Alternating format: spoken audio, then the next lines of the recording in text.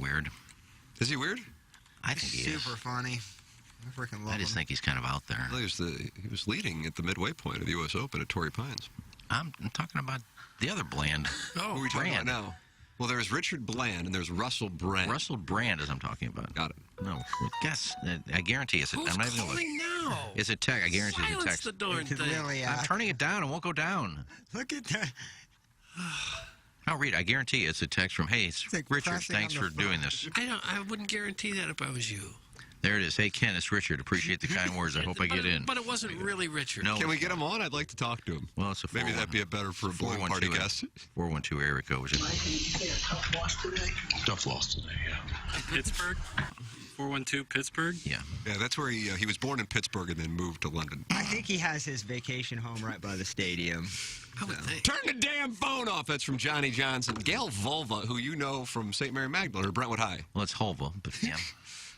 She said, well, she's just not happy with the show again. Perfect. She is very active. And she has a unique, do you see that in the YouTube chat, Jackson? What is that, Doug, what is that an avatar of for Gail Volva? That looks like Pepe. Pepe? Yeah.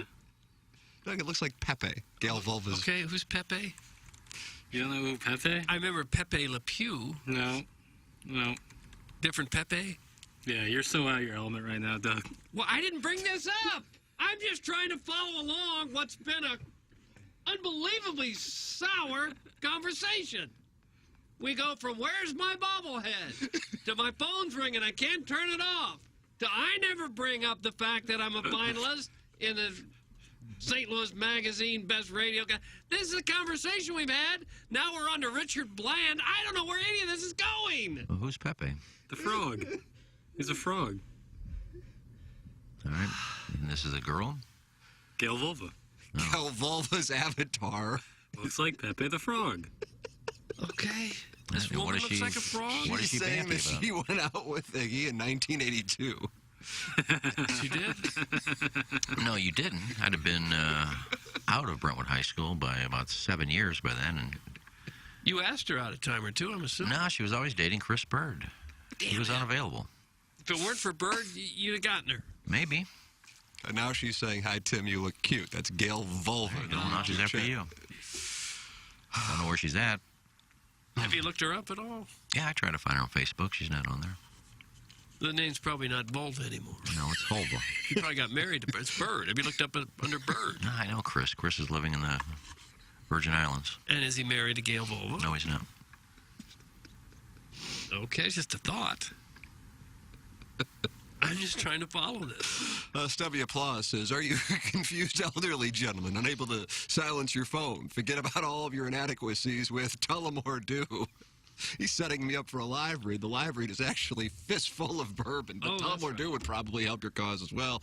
Doug, maybe that's the best way for you to forget about this Mungan-ass 7 o'clock hour today. It seems like it. A fellow tries to stay informed. He tries to keep up with the news and tries to keep up with sports, what's going on. And we come in here and talk about stupid things that I couldn't possibly be prepared for. And now who's Pepe? I don't know who's Pepe. Why is your phone ringing? I don't know. Who else is nominated for top 4? Oh, all Hubbard. Okay, I just don't know this stuff. You've brought it up more than I have. I haven't. You've brought it up 3 times Why already. would I bring it up? I apologize. I had like 4 or 5 DMs just, and I'm serious. I had 4 or 5 DMs just saying the show yesterday was one of the funniest I've heard in a long time. And today I've just ruined the first hour of this show, and I apologize. You haven't ruined it at all. No, you haven't ruined Yeah, I it. brought up some stupid topics. Well, that's the show. Of course, I don't think I... Plowhawk. Now, I see over there, I just looked over at the Plowhawk, and are you playing Wheel of Fortune? No, just collecting my daily chips for my World Series of Poker. What in the world is going on here? We Man, are a news outlet. Me and Iggy are like the exact same people, only like 30 years apart. I don't play games over here. Well, you played that golf. You showed the Spiderweb Club, right? Like you've Doug, done welcome that. to the Spiderwood What Club. is that? I don't know what that is Is either. it the Batwing? I don't play it while I'm not playing. I'm collecting free chips. You literally have collected free chips on air, Pips right? on Pips War. Now I open my chest. Hey, I was just opening my chest. I usually wait till a break. Oh, sorry, Tim. The show was going smoothly. I thought I could roll the wheel. This is smooth. This is a smooth show. I guess it is. Here's Action Jackson with 3 more ways to get TMA content. Get the TMA mobile app and enable notifications so you don't miss a thing. See our content on Facebook, Twitter, Instagram, YouTube, and TikTok. Stream us on the TMA mobile app and at TMASTL.com. Thanks, Jackson. It's the Ryan Kelly Morning After on 105.7 FM HD2. Ryan Kelly, the home loan expert, is with us. Ryan, you know we always have a soft spot in our heart for the military. I know you have done a lot to help the military over the years. What can you do to help them buy a home? Oh, you're not kidding. We definitely at the homeloanexpert.com appreciate all of the sacrifices that our service members have made over the years and continue to make to protect our freedoms and so we can live in this wonderful country that we have. And that's why we created the Hero Loan. You know, if you have served in the military or one of your family members has served, you know about the VA loan, probably one of the best benefits of being in the military. The idea that you can buy a house legit with no money down. You can buy a house up to $2.5 million at the Home Loan Expert for no money down using your VA benefits. The problem in the past was there just wasn't a good lender doing VA loans, so they got a really nasty taste, you know, but that's all changed. We can close VA loans in as little as 14 days. Think about that when you're talking about a refinance or a home purchase. Get the loan you deserve today by visiting HeroLoan.com, the only way to VA. Live from the Michelob Ultra Studios, KPNT FM HD2, Collinsville, St. Louis. This is TMA All Day. Rise and shine, St. Louis. It's the Ryan Kelly Morning After on KPNT FM HD2, Collinsville, St. Louis. At the Morning After STL on YouTube and on TMASTL.com with Tim McKernan, Doug Vaughn, Iggy Strode, The Plowboy, and Action Jackson. 7:07 in St. Louis. You're listening to the Ryan Kelly Morning After from the Michelob Ultra Studios. It's the Munganess St. Louis Acura Alton Toyota 7 o'clock hour. Timothy Michael McKernan, Douglas Elvin Vaughn, Kenneth Iggy Strode, the Plowhawk, and Action Jackson with you on the program. A program that not only solicits but really needs your texts because we have Doug. What? Nothing. Oh. We have Gabe. Gabe will be with us, presented by James Carlton. Okay. At 9 o'clock, your text, 314-881-TMA5. Engineer Design Facilities text inbox. Call in to the Steve Schmidt Kia North County phone line, 636-9004-TMA. And email in for our design, air, heating, and cooling email today.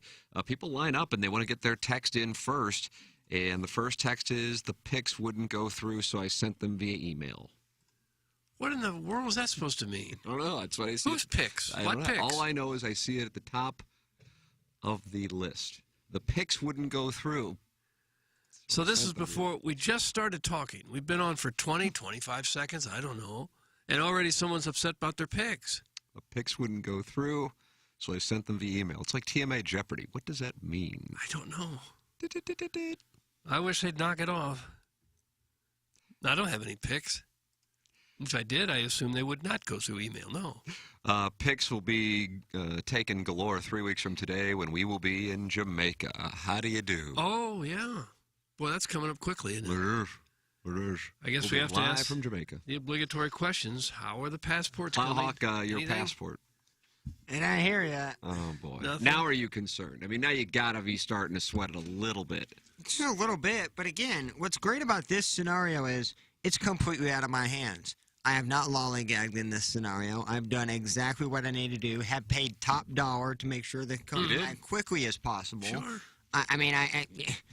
I'm not nervous because I would feel like it's an obligation that I started it late, so I feel like this would be my fault. This is certainly not the case. Have you had the go ahead and go without me conversation with Madison yet? We just had that this morning. Oh, and how did it go? Wow, early conversation. How did it go?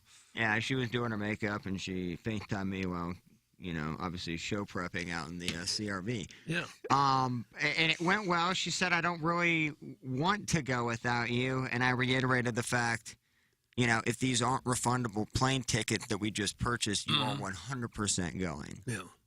So we laid that out there. But I don't think that's going to be an issue at all.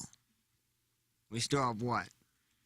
Doug, how many days do we have? I'm going to 22 say 19. Yeah. 19. There aren't a whole lot of plane tickets that are 100% non-refundable, though, right?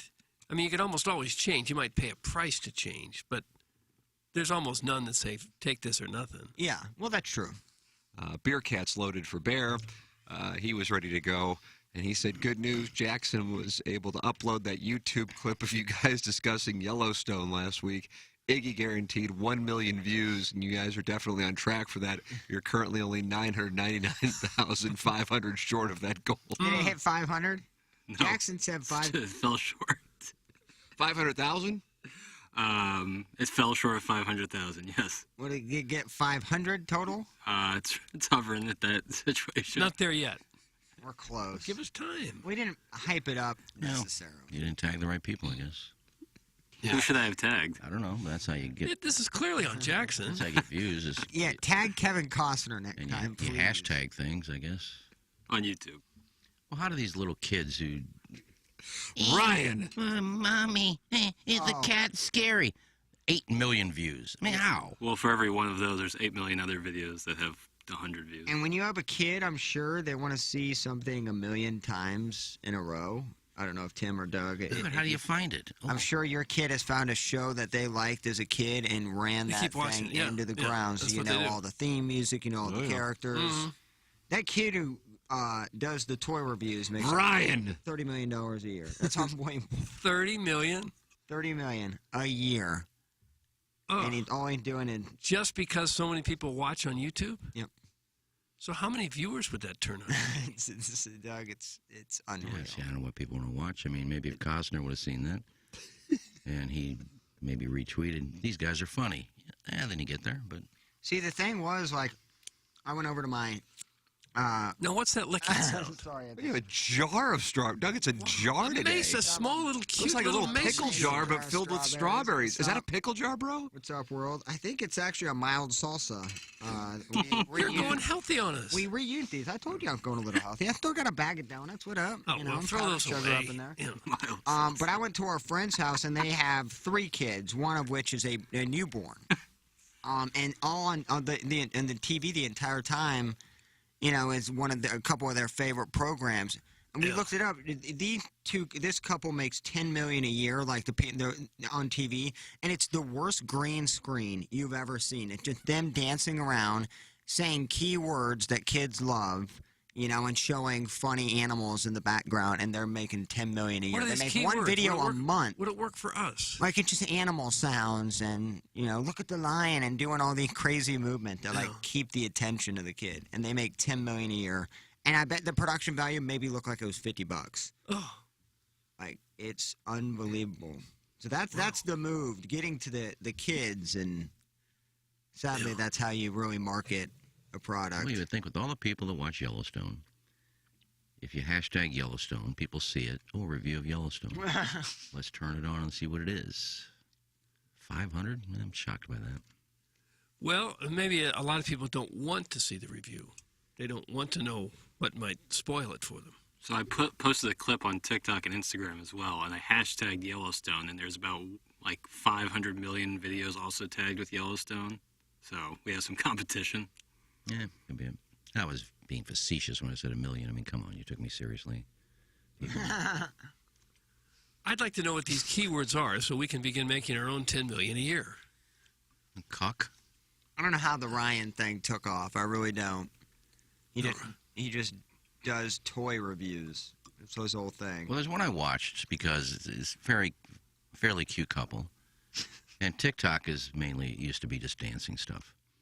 And there's a couple called Cost, C-O-S-T. C-O-S-T. Cost and Mayor. And they're just a married couple that do these dance routines. And I said, that's kind of cute. They've got over 1 million followers. Yeah. And they just dance. Everybody dances on there. How did they get 1 million? I don't know. They're really no different than anybody else. They're good. They must work at it. I don't know, 1 million followers. Nate in Tallahassee has a suggestion, Doug. He's a loyal listener of the program. Right. From the Panhandle? Well, kind of. Almost. Guys, you could get 1 million views easy if Iggy got fired on air and then immediately replaced with KG and O-Town. I would watch that at least 100 times. Thank you. That's from Nate in Tallahassee. He's pledging 100 views. Chase this dough and get money.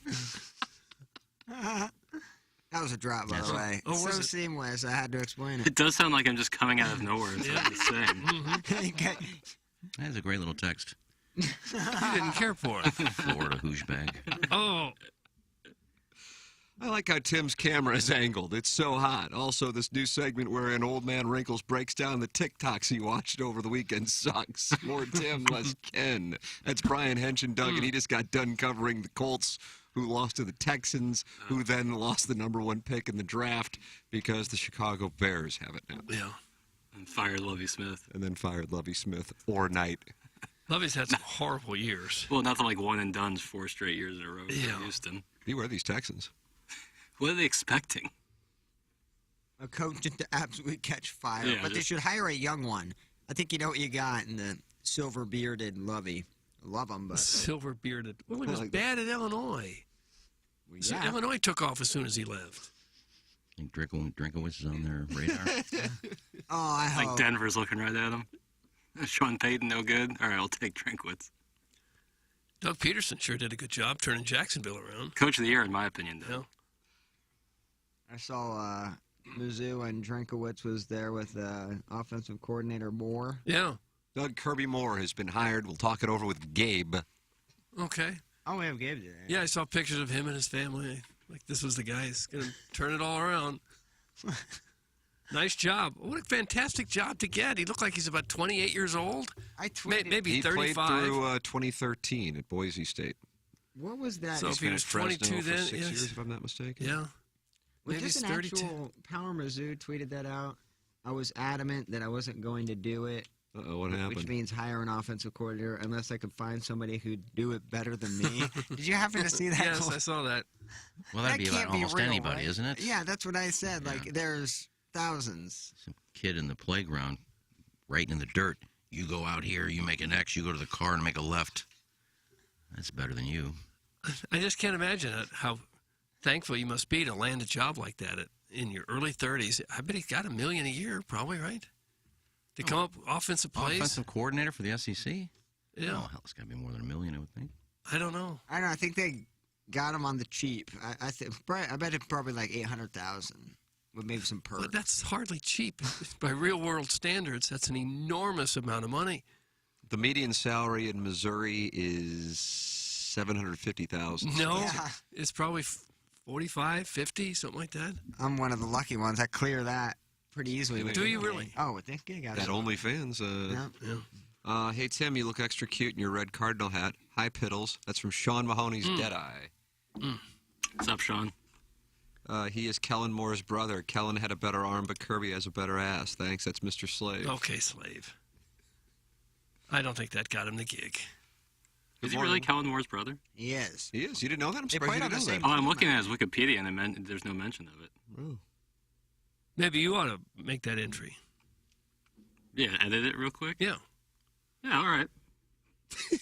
Okay. We've got enough information to go on. Go with it. Yeah, Doug Vaughn is my source. You guys should give Iggy the passwords and let him run the socials for a week. Oh, yeah, his privileges were revoked because he used the Instagram as his personal learn creeping playground. That's from KG in O-Town. This KG in O-Town, Dougie, is active. Yeah, He really is poking your bear. isn't he? Embarrassing yourself now. Well, he wants a gig, I think. That was funny. The one week Iggy did have the social media and was commenting. I thought it was mine. Weren't you blocking people from our social media? Yes. I thought that was the core issue. I thought I was on I was on for one day. I did something. I forgot what I did. You commented on Warren's post with the TMA STL account, and then you blocked like 3 or 4 people. And people were like DMing us, like, why am I blocked out of nowhere? But I Like, don't know why I was on our TMA Instagram. I was doing something. Yeah, you were doing your Cooking with Ken show live on the TMA Instagram. Okay. Then I forgot to change it back, and I was blocking people thinking it was on mine. Yeah, you're like, I don't know why I already blocked this person, so you like re-blocked them in your mind, but really you're just blocking them from our stuff. I, for whatever reason, was blocked from the fan page, and it really pissed me off. Yeah, it angered some folks. Guys, this time next year, Kirby Moore will be taking a $400,000 pay cut to be the wide receivers coach in Pattonville. Oh, That's from King Fupa. I had a bigger pay cut than that. well, they are good jobs, though, if you can get one. Holy smokes. Well, didn't one guy take a $250,000 pay cut? Yeah, to go to Boise State, I think. That's actually really wild. Like, I don't know if we brushed on that or really hit that hole, but that is crazy. He must think, or they told him that he'd be in line to be the next head coach there, or he was really unhappy here. You have to really be unhappy to take a $200,000 pay cut. And that's a fourth of his salary, right? Yeah. Like, Yeah. I wouldn't go there. Just said every home game, you got to see that stupid blue turf. Yeah, I hate that blue field. Did he go to Fresno State or is it Boise State? no, he went to Boise. Okay. I thought, yeah. That's hard to look at, that blue. Yeah, It's hard to watch I a wouldn't game. work there just for that. Guys, we heard about the Hawks passport. How's Iggy's? That's from the 314. Oh, Iggy, do yeah. you have an update on your passport? He's not. How are your documents, guy? I guess you'll find out at the end of January. Wow. See, I'm disappointed because I actually think he has it. Yeah. I think he has it. Well, I hope. No, I don't think it's any of their business if I have a passport. We're just rooting for you to go. Well, mine's 100% not here. We take that to the bank. And now I saw online I yesterday that choked on a strawberry. Bro. Did you hear? I couldn't see it, but I heard it. But then Doug just carried on, and I go, I guess Yeah. I heard something off. Kind of like hanging on the edge. there's so many noises coming from his mouth, I just kind of let it go sometimes. There goes another strawberry. Oh, but I was saying, I saw online yesterday that Lisa Ann has broken up with Young Gravy, and so she'll be a single lady down there. Wow, Jackson. How do you feel about that? She said Young Gravy gave her the ick at the club on Thursday night. What does that mean? Doug, what does give her the ick? I don't know. Giving off vibes that then, what's the word? Just kind of make someone feel uneasy or like, ugh, that's kind of gross. Icky. Yeah. So Well, giving the ick. I have questions. I mean, Doug will not be taking questions. I mean, first of all, were you dating the guy? I mean, he's like 20-something. Seems like they were, You yeah. bring him to the AVNs. He's hanging around a bunch of porn stars. I mean, what did you think was going to happen? I mean, there's one porn star that said they got naked together. Really? Who's that? Somebody tweeted it out, and I forgot. So he cheated on her with other porn Well, stars? what is cheating? I mean, they weren't dating. So you take a 20-something guy to the porn awards. He meets all these porn stars, and he's going to be himself. He's, just going to hang out, and that's his personality. I don't know what you're expecting. Well, don't get down on Lisa Ann. I'm not. I'm just saying. It wasn't like they were exclusive. Well, but we don't know that. Yeah, they got a bunch of pictures together and crisscrossed their social media platforms to plug themselves, and I guess it's over. Okay. So, Jackson, you're in line. Jackson, how do you feel? Oh, I mean, I obviously wish that, the best for both of them. But, yeah, it'll be cool that Lisa Ann will be just free as a bird down in Jamaica. Just hanging out. Wow. We'll just be hanging out, and that's cool. I mean, it doesn't really With affect. you and your Joe Burrow swagger? That's right. It doesn't really, like Iggy was saying, I don't know how exclusive they were. Yeah, I don't think they were. I would think that was strict monogamy. Yeah, I would think so. Now, the one before that, which was True Love, lasted a week. I think he was in his 20s, too. So, I'm in my 20s. yeah, there you Yeah, go. That's I see a pattern. 3 in a row. Yeah. Jackson doesn't turn 25 for like 2 months. Oh, Yeah. boy. Ain't that the truth? Huh. It's my birthday in 2 months. Reminds me, I think it's Buck Swope's birthday. So, Today is? Oh, well, happy birthday, Buck. He's been ending his emails by saying it's my birthday in a certain amount of days. I think yeah. it's Wednesday. Alright. If I'm just going off of the emails, because Friday, I believe, was 5 days. I think he has the same birthday as my brother. I don't think we need to give too much Attention to Buck. to that. yeah, just who cares? Happy can birthday, Buckaroo. Can Sinbad go to Jamaica in Iggy's place? That's from Dave in Maryland Heights. I don't Sinbad. know. Why don't you ask him? Who Now, don't started? snap at the texters. I'm not mad or anything, but who started the whole Sinbad? I think it was a post on the fan page. It apparently It's played usually on the a genesis for continuous these loop things. while we were gone. Is that what it was said? Yeah, Yeah. continuous loop, as if like that was the only thing that played for the 2 weeks. Yeah, the week we were off, it was nothing but the Sinbad. And remember, interview. Doug, I checked, and there was 2 days total of the segment, as in it played twice. Oh. One day and one 6 days later. It felt like it was on all the time. It's the only thing that was on. 7 days. Get my friend Judy Tenuta, but she passed away recently. What did that have to do with Sinbad? Well, she's been to Jamaica the same time I am. Bring her instead of me. Oh, See, Doug? But she passed away recently. she did? Yeah. So she's out. Well, any other suggestions? Bring who you want. I don't care. Doug, why don't we bring Ryan Kelly as our title sponsor, and I've got him online at thehomeloanexpert.com. That'd be a good move. He'd be fun down there. He'd love to go, too. I bet he would. He'd also like to refinance your mortgage if you want. He's got that new VIP refi program. You know, interest rates are up, but shouldn't stop you from buying a home. With the housing market returning to normal, now is the time to strike a deal on a home that would have been unheard of just about a year ago. You can make up for that with higher interest rate with a lower asking price on the house. Sellers are looking to make deals right now, so reach out to Ryan Kelly, the home loan expert, to get yourself pre-approved for your dream home today. And with Ryan's 10-day closing guarantee, you'll be in your new home faster than ever. When interest rates come back down, and sooner or later they will, you'll be covered as part of the VIP refi program. After you make 6 payments on your mortgage, he will refinance you to that new lower rate with no fees. VIP refi with no fees when you work with Ryan Kelly, the home loan expert. Find out more about this program at thehomeloanexpert.com. Thank you, Ryan Kelly. Thank you, Sir Mortgage. If you have visibility to your company or place of business's commercial fire alarm panel and system, email Engineered Design Facilities, a sponsor of our text inbox at fire@edf-rg.com.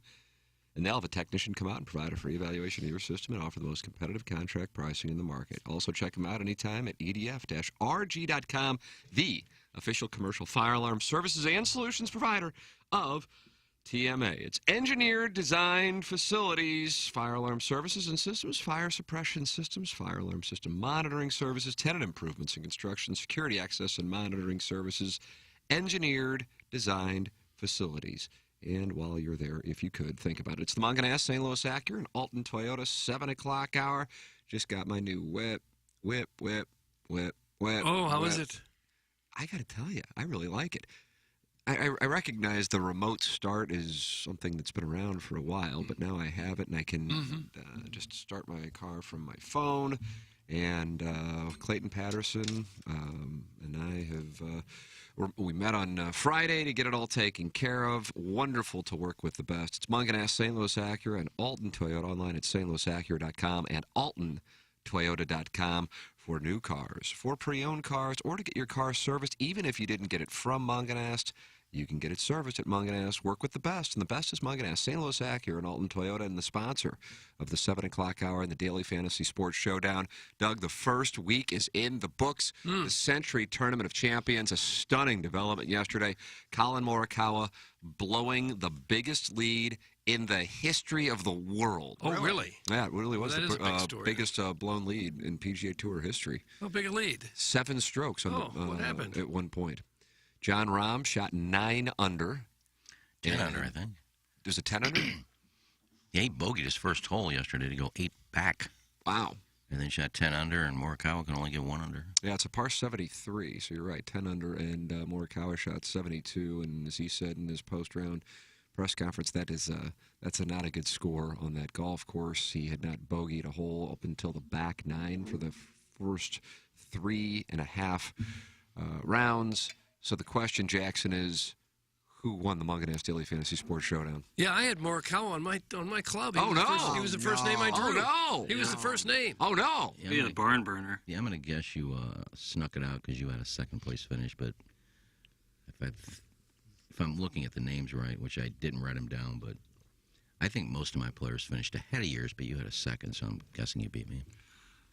So Doug finished. Do you want me to just go? Yeah, so just hit the hole. Yeah, all right. Scotty Scheffler, he minus 21. Sam Burns minus 11. Corey Connors minus 17. Sahith Theegala minus 10. Poston minus 16. Morikawa, of course, minus 25 in second. Doug finishes with 629 points. 629 points. Damn. Did he cash? Okay. No. Iggy goes JT minus 15. JT didn't have a great week. No, he didn't. Strong Saturday, Sunday, I guess. Vic Hovland minus 17, Sanjay M minus 19, Seamus Power minus 15, Scott Stallings minus 15, Cam Young minus 19. Final score 630. 1 point victory for Iggy. Oh my God! Because of the Morikawa collapse. If Morikawa would have held on, Doug would have won easily, but he did not. Huh. Yeah, I thought it'd be close. You had a second, but I had most of my guys were in front of you.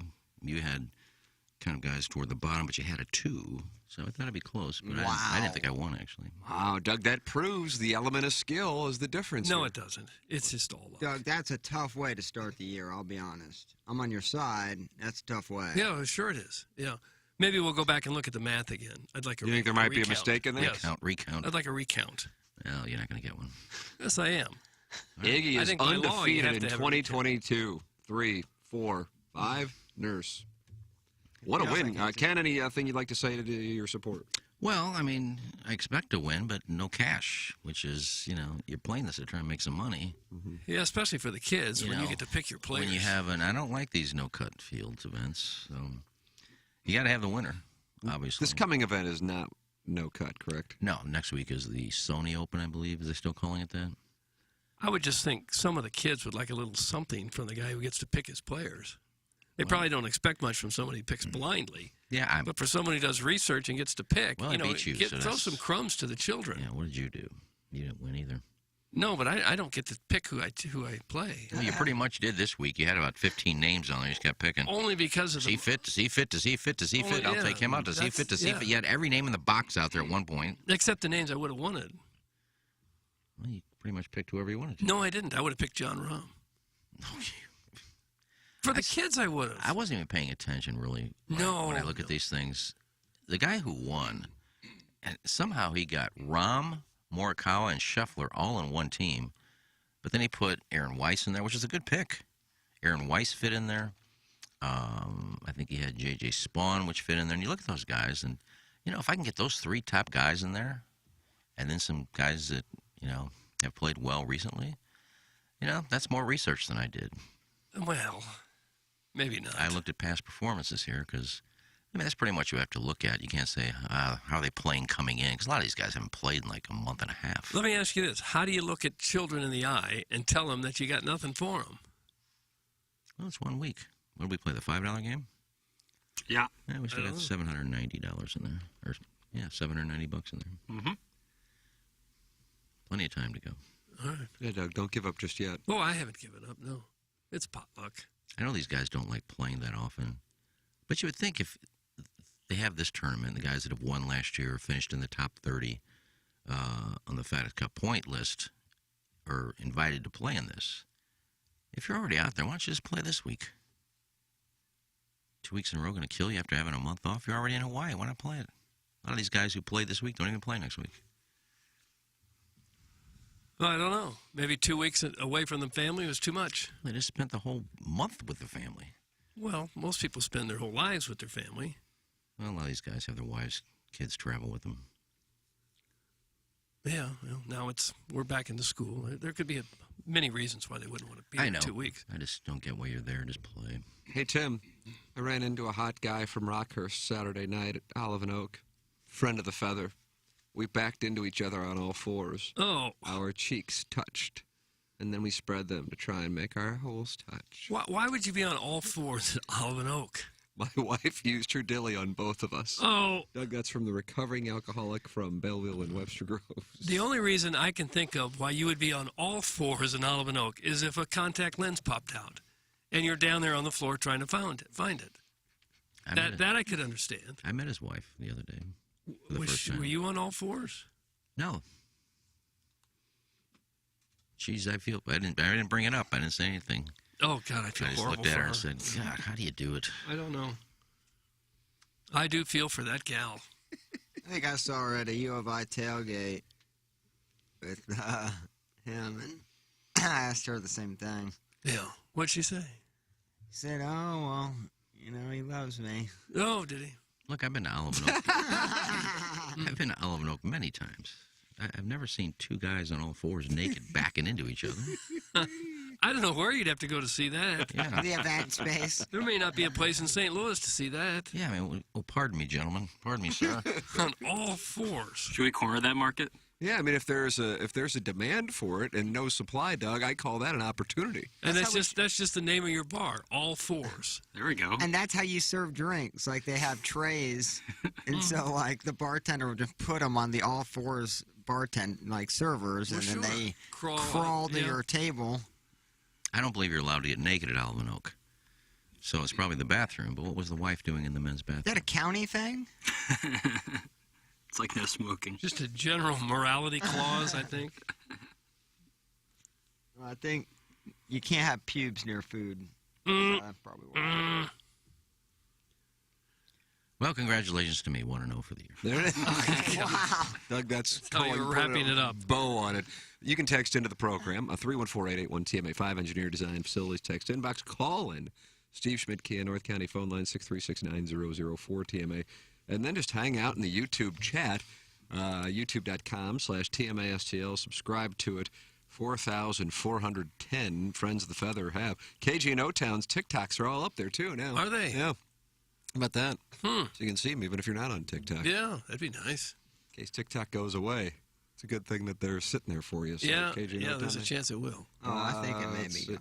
How high is Plowsy today? First, he seemingly missed the first part of the show and was surprised when Tim mentioned Gabe would be on for a second time. Now he's really struggling with complete sentences. Long live the plow bad. That's from Arbor Day. It's the start of a new week, man. This is our first 5-day week in a while. Right? Yeah, it is. Like a few weeks. You've already burned through the strawberries, and now you're on what looks like to be a dozen white little donuts. Yeah, I'm hitting it pretty heavy. Little mini donuts. Little mini donuts, so they're really good. You know, there's a place across the street. I don't really know what else to say. Anybody else ever see that in the little shopping thing across the street? There's a place called Mini Donuts. No. Yeah, I've never seen a car in there. Well, I haven't actually seen the open sign on it. Boy, those mini donuts at the Cardinal game. You talk about helmet nachos. They serve those bad boys in a helmet. Yeah. Covered in powdered sugar and syrup and stuff. Oh God, the chocolate sauce. That's a load. Man. Helmet full of probably as many donuts as Plowsy has now, but you cover them in chocolate sauce. I think that's actually, Doug, a restaurant that instead of all fours, which I think would be much harder to talk the city or county government into accepting, but everything's served in a helmet. Helmets only. And you can pick your helmet. Yeah. You know, you could do a football helmet. You can do a baseball helmet. Hockey. Actually, it's not a bad idea. And you get to pick your helmet. I think that at a sports bar that might work. Pick your favorite team's helmet. You kind of can do that at Ted Drew's, can't you? They have baseball helmets. Yeah, they got the little mini ones. But Plowsy's talking about like a full football helmet full of mac and cheese. Imagine a full Gilbert Brown defensive tackle helmet who's full of nachos. Grab it by the face mask and sling it around. I made donuts Saturday night. Oh, let's get back to dessert. It's not back to me. I mean, we're talking about donuts. Okay. I just made some Saturday night for dessert. That was my How are dessert. they? They're good, but I feel like such a pig after I eat 3 and a whole glass of milk, and I get up and I can't even see my penis. Oh, God. Your stomach bloats that badly? Oh, my. Well, you fry them in Crisco, and then you all healthy. Dip them in sugar and cinnamon. 3 donuts and your stomach completely bloats? You smash them out, so they're kind of big. And I get 3 with a glass of milk. I was like, oh, my God, what a pig. Well, you feel bad about yourself now? I do after I eat them. Yeah. I had these fried cheesesteak rolls from a Chinese restaurant yesterday. They were unbelievable. It was almost like an egg roll, like basically a breakfast hot pocket is what it felt like. Oh, was it really? You know, it had your meat and cheese and your egg inside this little fluffy dough ball. Holy mackerel, it was so good. I will get 10 of those next time I order. I didn't know how they tasted, so I just got 1. Are you getting hungrier because you're giving up smoking? Yeah, it's 100% that. Yeah, because I think ciggies are like a appetite suppressant. Yeah. How many days has it been for you now? Been 49 hours. Oh, well, that's not that long. Hourly count, Plowhawk. It's just by 2 days and an hour? Yeah, currently this early in the stages, it could be hourly count, yeah. Really? But yeah. You're itching to have one right now, aren't you? Not at all. Oh, like good. the Tootsie Pops have been an absolute game changer. Oh, yeah? Better brush your teeth a lot. Well, yeah, but it's not. I'm surprised how little cravings I've had just because I keep eating. Well, that's good. What are you going to do with all the money you're going to save? I don't know. I can't really tell the difference right now. It's been so early No, but you on will. in If you stages. so would you smoke a pack a day? Oh yeah. And how much is a pack of cigarettes? It's like $8.40, something like that. Wow. $9, depending on where you go. I So guess. 9 times 7 days, 63. Maybe you spent $70 a week on cigarettes. Sounds about right. What's 70 times 52? 3,640. That's how much money you could save. I did do the math on how many I've smoked, and that was a tough one. How many? It was like 130,000. Oh. Ciggies, not dollars, obviously. That'd be like inhaling the exhaust of a city bus for like a week and a half. You'd be on all fours in that situation. I used to love the smell of exhaust. Actually, I'm with Iggy. You gotta on be that. kidding me. No, it's just as a kid, you just like, the exhaust smelled good. Carbon monoxide. Wonderful. I'm not saying I did it all the time. I'm chasing cars and putting my nose up there. Did you ever live in a neighborhood where the bug spray guy came around and sprayed gas into the air and all the kids would follow the truck? Oh, yeah, he went running through it. Poison was coming out of the truck. Yeah. Really? Everyone did that. They would come down Lewis Avenue. The bug guy's here, bug guy's here. He'd spray and we go running through it. Spray all this fog, an enormous fog would go right down the street with the truck and kids following him like the Pied Piper.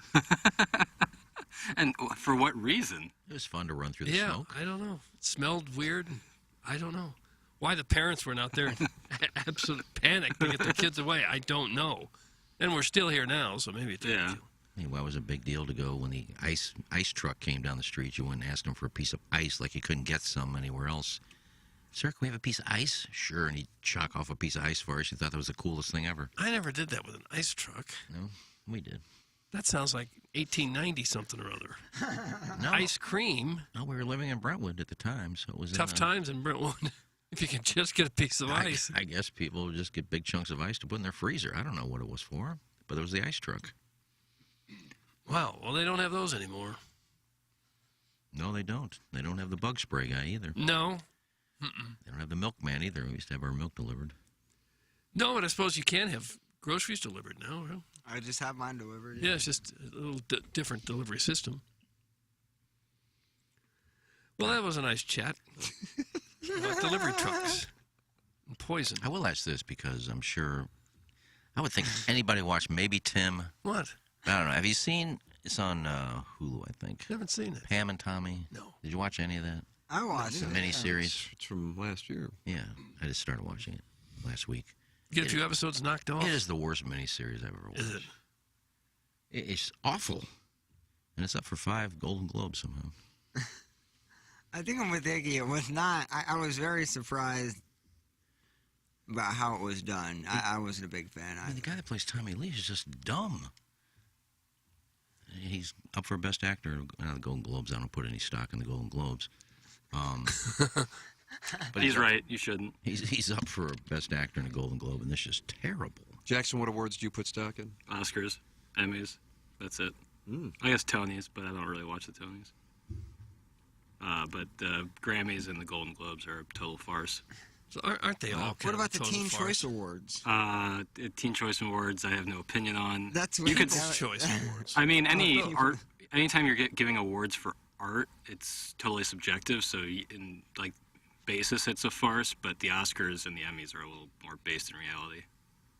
Yeah, I think the Golden Globes just they find these artsy indie films that nobody's ever heard of and just starts nominating all these things. I actually think I think the Oscars does more of that, and the Golden Globes is more mainstream. No, I think the Oscars are more, what's in the news. Maybe recently. Yeah, okay, well, they're bitching about this, so we better give some,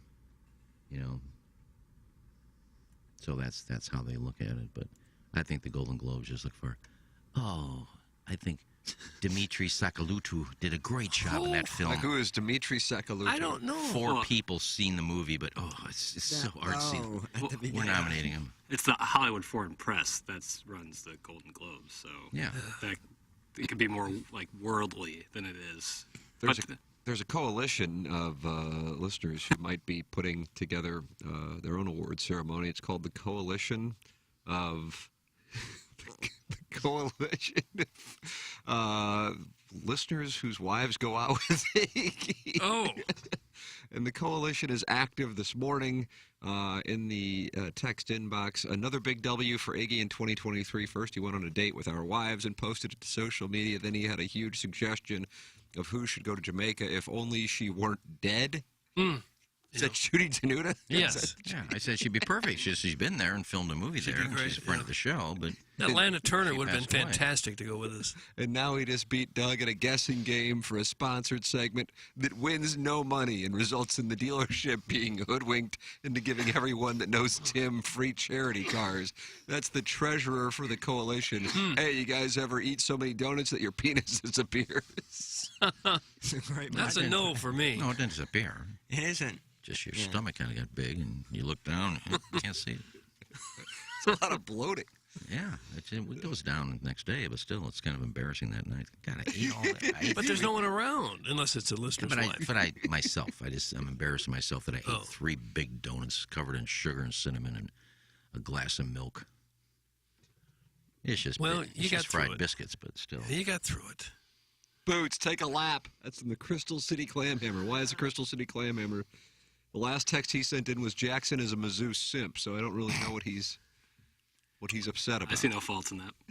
No, I brought up Pam and Tommy because they're nominated for 5 Golden Globes, and the Golden Globes are tomorrow. Sebastian Stan is the name of the actor who plays Tommy Lee. You may know him as the Winter Soldier in the MCU. Yeah. Now the Oscars they just go the opposite of the Golden Globes. I mean, pretty much you used to be able to get a barometer depending on nominations. You can kind of go, okay, well that's what the Oscars are going to look like, you know. But if the Oscars, if there's a big, can't believe this director's never won before, has been nominated, you're against him. Well, he'll end up winning next year. You know, they take that into consideration. Now they're bitching at us because he's never won an Oscar. You better give him one. Where the Golden Globes don't care. They just give it to people you never heard of. Okay. I don't like any of it anymore. It's just an exercising and back patting, and aren't we geniuses? And we're all just better than you, and look at us. Man, life is so hard. Yeah, I can't take it anymore. I hate people, though. I really do. Now we'll see. That's what you went from the Golden Globes to you being a misanthropist? Just people in general. People just suck, man. Yeah. No, for it, yeah. I think people they like watching celebrities. Yeah, that's why the shows are as popular as they are, I guess. Now, Jackson will see, starting with the Golden Globes tomorrow. I said Lady Gaga would win original song for Top Gun, and I think you said she wouldn't, because Taylor Swift's in there, too, for her song. I forgot what movie it was, but... What's that? I didn't say anything. No one said anything. I didn't say a thing. You said she wouldn't win. Yeah, that's correct. I don't believe she will. I think Top Gun was the only movie I saw in the calendar year 2022. I don't think I went to see anything else. You saw Elvis. I did see Elvis. Was that 2022 or 21? 22. Yeah, 22. Okay, those two, yeah. Doug, which one did you enjoy more? I liked them both. I liked them both a lot. I saw Avatar.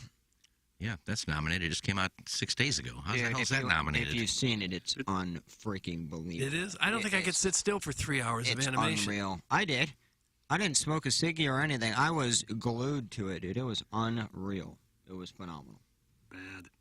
You saw it, Jackson, and gave it bad?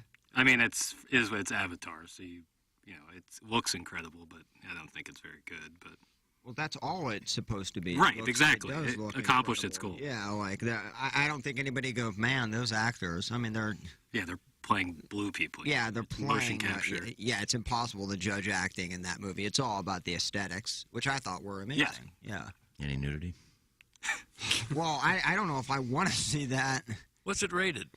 PG. 13, yeah. 13 probably because there is like violence. explosion, violence, yeah. But I like the concept of being in the water and all that.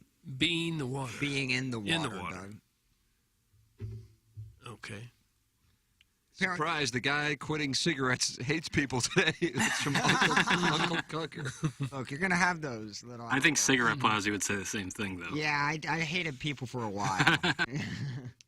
Guys, I've been waiting to watch the Nagel video. Is that up for any awards? That's from the 314. That would win. Best musical or comedy. That's great comedy. When did we do that? It was October. That was early October. Yeah. Yeah. October, November, December, January. It's not like we're the only radio station in this place. No. We make There's movies 6 of in us. 3 months. With stations out every day doing things, so it'll be out soon. Leave Joey alone. But and we won. That's the important thing. We were victorious. Did we? I don't remember. I need the video to remind us. Yeah, well. Mr. Licks, Rookie of the Year in 2022, says he's getting caught up in last week's show. Suffice it to say, I have a lot of things I need to address. It's from Mr. Licks. Doug, what does that mean? He's probably upset by Sinbad being on so much. We don't have to text in and tell us you have things. Just call in. Call in, big man. Just God, email Hubbard Corporate. Has there ever been a bigger attention whore on the show than him? Look at me. I'm texting in. I got to talk. A lot of things I got to talk about. Well, call. Who is this again? Licks. Oh, Licks. I don't know what you can complain about. There's no more Pepper and Genie, so you're going to have to find some new shtick. Jackson, Sup King, Bob Does Sports, finna take over YouTube Golf. No? That's from the bastard James Hahn. Couldn't agree more. What did he say? Bob Does Sports is a YouTube group that makes golf videos very similar to what we did with Nagel. And I think they're hilarious. Well, why can't we market that for us? Well, that's all they do. They Okay. every week have a video Let's do it. come out of them playing golf against either a pro or just against themselves. And it's pretty good stuff. Well, everybody's doing that. But, Yeah, it's super I popular. mean, there's a girl on there. Come watch me play this par 4. Here's my tee shot. Pulled it a little left, but I still got a wedge in. Oh, I missed the green. See if I can get up and down. Pretty nice chip. This is my par putt. I made it. See you tomorrow. That's it. Well, the million followers. The problem with those are they're releasing their content too early. They're not good at teasing. Right. You want to hold off 5-6 months. What we've created. 1 million followers to watch a was 10 handicap try to make a par on a hole. Was it a beautiful girl or scantily Yeah, clad? she's fairly attractive. There's got to be a hook somewhere. No, she just plays different holes. Well, today I'm on this long par 5. Let's see if I can make birdie. I watched a video today of some guy driving a par 4 370-yard hole. He drove it. He was right on the fringe and took a 5. Said this is what happens when you can hit the ball a long way, but you have no short game. I love watching I think those I videos. knew that, but sounds like me. I did that on 8 at you didn't drive Normandy. You didn't hit a 370-yard drive. Absolutely nutted it. No, I drove it to the back of the green, though, and then chunked a wedge, chunked another one, 2-putter, made a 5. Yeah. What does 8 play? About 220? Which one are we talking about? 8 at Normandy. 8 at Normandy. 255, 260? Yeah. Not 375, but... You're a big hitter. Your match, your game, your hole. Is that what you say at the end of an 18 rounds? 18 holes. Guys, did the Hijack King just call out someone for being an attention whore? That is from the 314. Yeah, I did. The irony of Iggy ripping Licks for being an attention whore is truly amazing. That's from Big Saggers. The difference between Bob Does Sports and TMA is we can see Bob Does Sports' video. That's from Father Brown Eye. And how am I attention whore? I don't know. I mean, I'm supposed to talk, aren't Yes, I? you are. I mean, You they're have on a to. talk show, so you have to talk. You got to warble. I've never said, hey, shut up, look at me, I got to talk. No, I'm on a radio show, so you talk. Right, you're supposed to. Licks doesn't have to text in and tell everybody he's got things on his mind. I'm going to call him. Well, call. Things he has to call attention to. He has to call attention to himself that he's calling in, that he's got things on his mind. No one cares. Guys, KG in O-Town would have had this video done last week if he was working with Joey. But let's hear more about the angry leprechaun cornering coworkers during show breaks and telling them about his weekend of watching 57 hours of TV in between refreshing Learn's Twitter feed. Doug, that's from glove blogger Tommy Traven. They say he's even popular in Europe. Well, I haven't cornered anybody here. They willingly talk. I'm not cornering anybody. What was the first part of that? Let me see. KG. Yeah, okay, I got it. KG in O-Town, but it was from Tom Traven. He's a glove blogger. Yeah, well, if KG was doing that, that would be the only thing he'd be doing. He didn't have 6 other radio stations and outings almost every day putting things together. God, you people. You people. Like Pepper and Jeannie are down on people. They really Thank are. God we're not doing that anymore. I think you should. Any talk over the weekend, though, of maybe firing it back up? I checked my bank account. There was nothing spectacular in it, so no. You were just expecting a wire transfer to hit? 100%. That's when I know, hey, we can start the show again. Yeah. Now we're just waiting for all those big-time sponsors KG No Town's bragging about. Mr. Licks says the passport debacle, Iggy. I'll be calling in about it. Don't worry. That's from Mr. Licks. What's a debacle? It is a debacle. I would say it's leaning on a debacle right now. I am starting to get concerned about your situation, Plowhawk. It shouldn't be. It should. Again, like, I'm quitting Siggy's. I may go overboard. This is ridiculous. This is an absolute scam. And I don't know who to call, but I can't wait to bitch and complain about something. I'm going to call whoever and the closest to in charge that I can get How do you find on the out? phone How do you it find is. out who you call? It's an absolute scam, dude. You can walk into a DMV and get a plastic ID card with the same exact information in an hour. Like, this is an absolute scam. And trust me, it will change. After you get done with them. After I get done, I am going full rogue, man. This is BS to the 10th degree. It should be here by now. It should have been here weeks ago. I'm worried. I'm worried because we got ours 3 weeks ago at this point, Plowhawk. Yeah, insane. And I'm a little worried. Not angry. Stupid. I'm worried.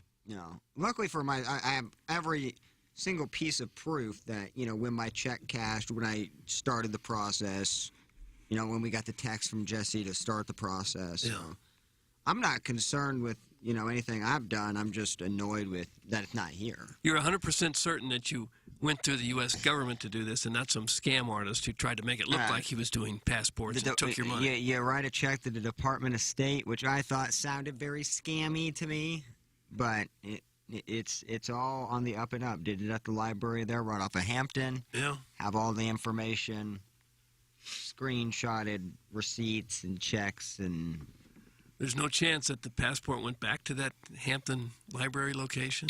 no, because they have it's my home address is what they have. They don't have Well, then you're at the mercy of the Postal Service getting it to you. I haven't had any issues with USPS. I do. So you don't get your mail? On a weekly basis. I have something that's in my mailbox that isn't mine. Somebody else is in theirs. My mailbox is full with their stuff. Let's see, 12896. And not even close to my address. No, come on, get it closer. How do I have these people's mail? I don't know. I told you, though, the one year the Michael Ruzioni jersey was in a locked box that was already open 5 away from me. So now every time I see keys in there, I look in every one because I did that a couple years ago. To Kenny Strode. And it had already been opened. They put a key in somebody else's mailbox. Now, luckily, they didn't open it. Or they'd had a Michael Ruzioni signed jersey. But they put everything in the wrong boxes. And it's because I don't have one mailman or mail woman. I have a different person like every week. Well, if it doesn't come this week, then we do have a serious problem on our hands. And not everybody. So you got to get it by the 13th or else all hell's breaking loose. Well, that's when I'm going to make some inquiries, yeah. you're going to write a sternly worded email? Oh, my God, I can't wait to... Oh, my God, yeah. Well, they do say 5 to 7 weeks. I think that's the problem. Even if you expedite it. I think if you don't expedite it, it says 6 to 8 weeks. But if you 6 to expedite it, 9 5 weeks, to 7. I mean, it's been a month. So Nothing should take longer than a month. I seriously, you can order a bride from Russia and have it delivered in a month, and you can be married. Well, I guess when you're talking about the United States government, you're talking about them having to deal with millions of people. So does the DMV. Let's stop saying they have to deal with millions But they of people. don't. Every single person in the United States needs a freaking ID, and they manage to have facilities set up in every county and every single city in America to get that same day. Right. I'm sick of and tired of hearing about the hoop they'll have to jump through and all these logistical problems. BS. They even show that you can go to Chicago and get it in a day. So these things can be made in a day. They're literally telling you they can do that in that time frame, but they're not going to. Yeah. That to me is an issue. Oh, you want to go on a trip? Nah. Not without us saying so. I suspect if you had to get your driver's license and go through the federal government, that might take 2 months too. as opposed to, one stop in the DMV and you've got it. It's true. They just need to come up with a different system. But right now, with the system that's in place, I'm sure they're dealing with hundreds of thousands of people needing a passport. But Tim and I did ours a week apart from each other, that's what's really so Well, odd. he's Tim and you're not. Flip that off. It should be just like the DMV, where you go and get your driver's license. They don't actually give you the physical license that day, but they give that piece of paper that acts as the placeholder until you get the piece of paper. They should give you the same thing until you get your actual booklet passport. Yeah, like they're literally holding up an entire trip to take the, to take the exact longest possible time they could. I don't think they're doing it on purpose. I don't think they went through everything. Said, got that Atkins guy going to Jamaica? Throw that to the back. Purpose or not, it needs to be more efficient. We're in 2023 now, people. Yeah. You're welcome to get involved. 314-881-TMA5. The Engineer Design Facilities text inbox here in our Munganess 7 o'clock hour. You're also welcome to call in 636-9004 TMA and email in for our Design Air Heating and Cooling email of the day. This is breaking news right here at 8:02. Jackson, I let the sponsors know that Genie was too busy with his new fleshlight to talk pubes for 9 minutes anymore.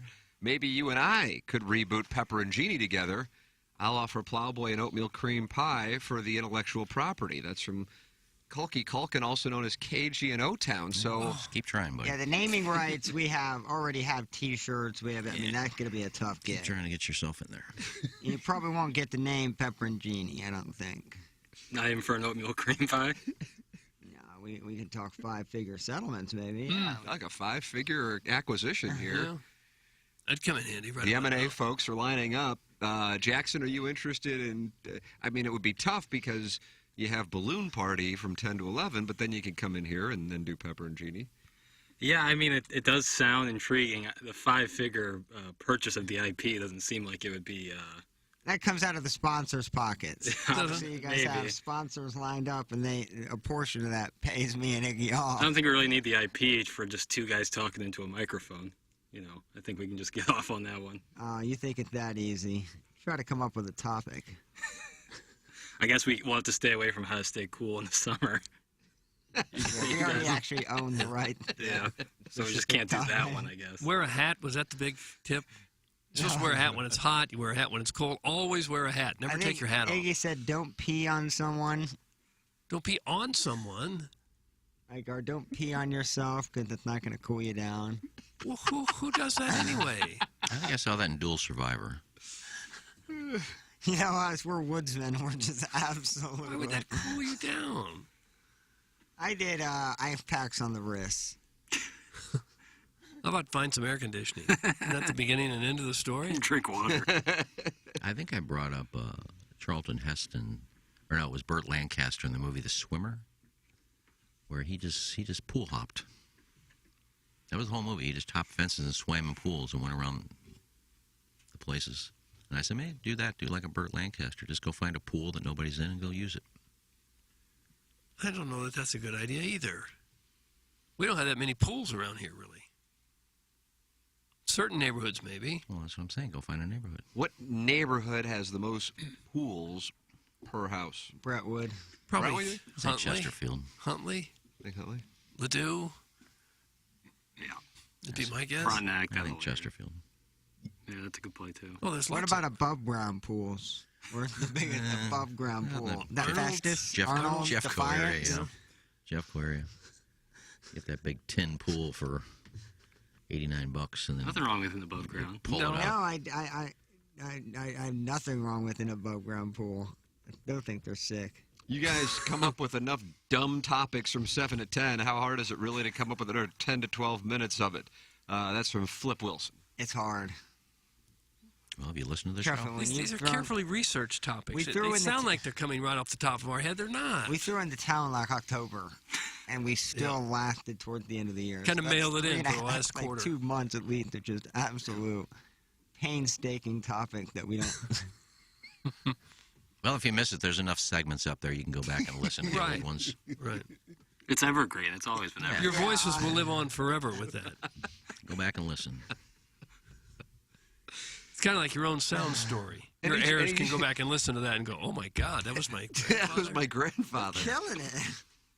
What about just doing balloon party for one day? Pepper and Jeannie, Jackson and Tim are out.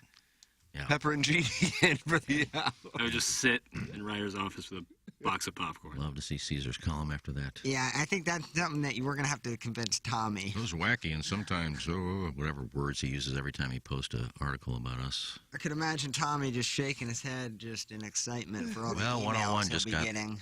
dropped. But we wouldn't change the guest list here, so it'd be Curbs. They would just be all Curbs on Tuesday.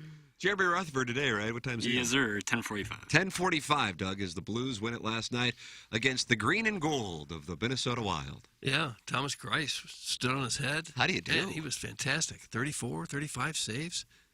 Some of them from point-blank range. Glorious scoring opportunities. Those were glorious. Yeah.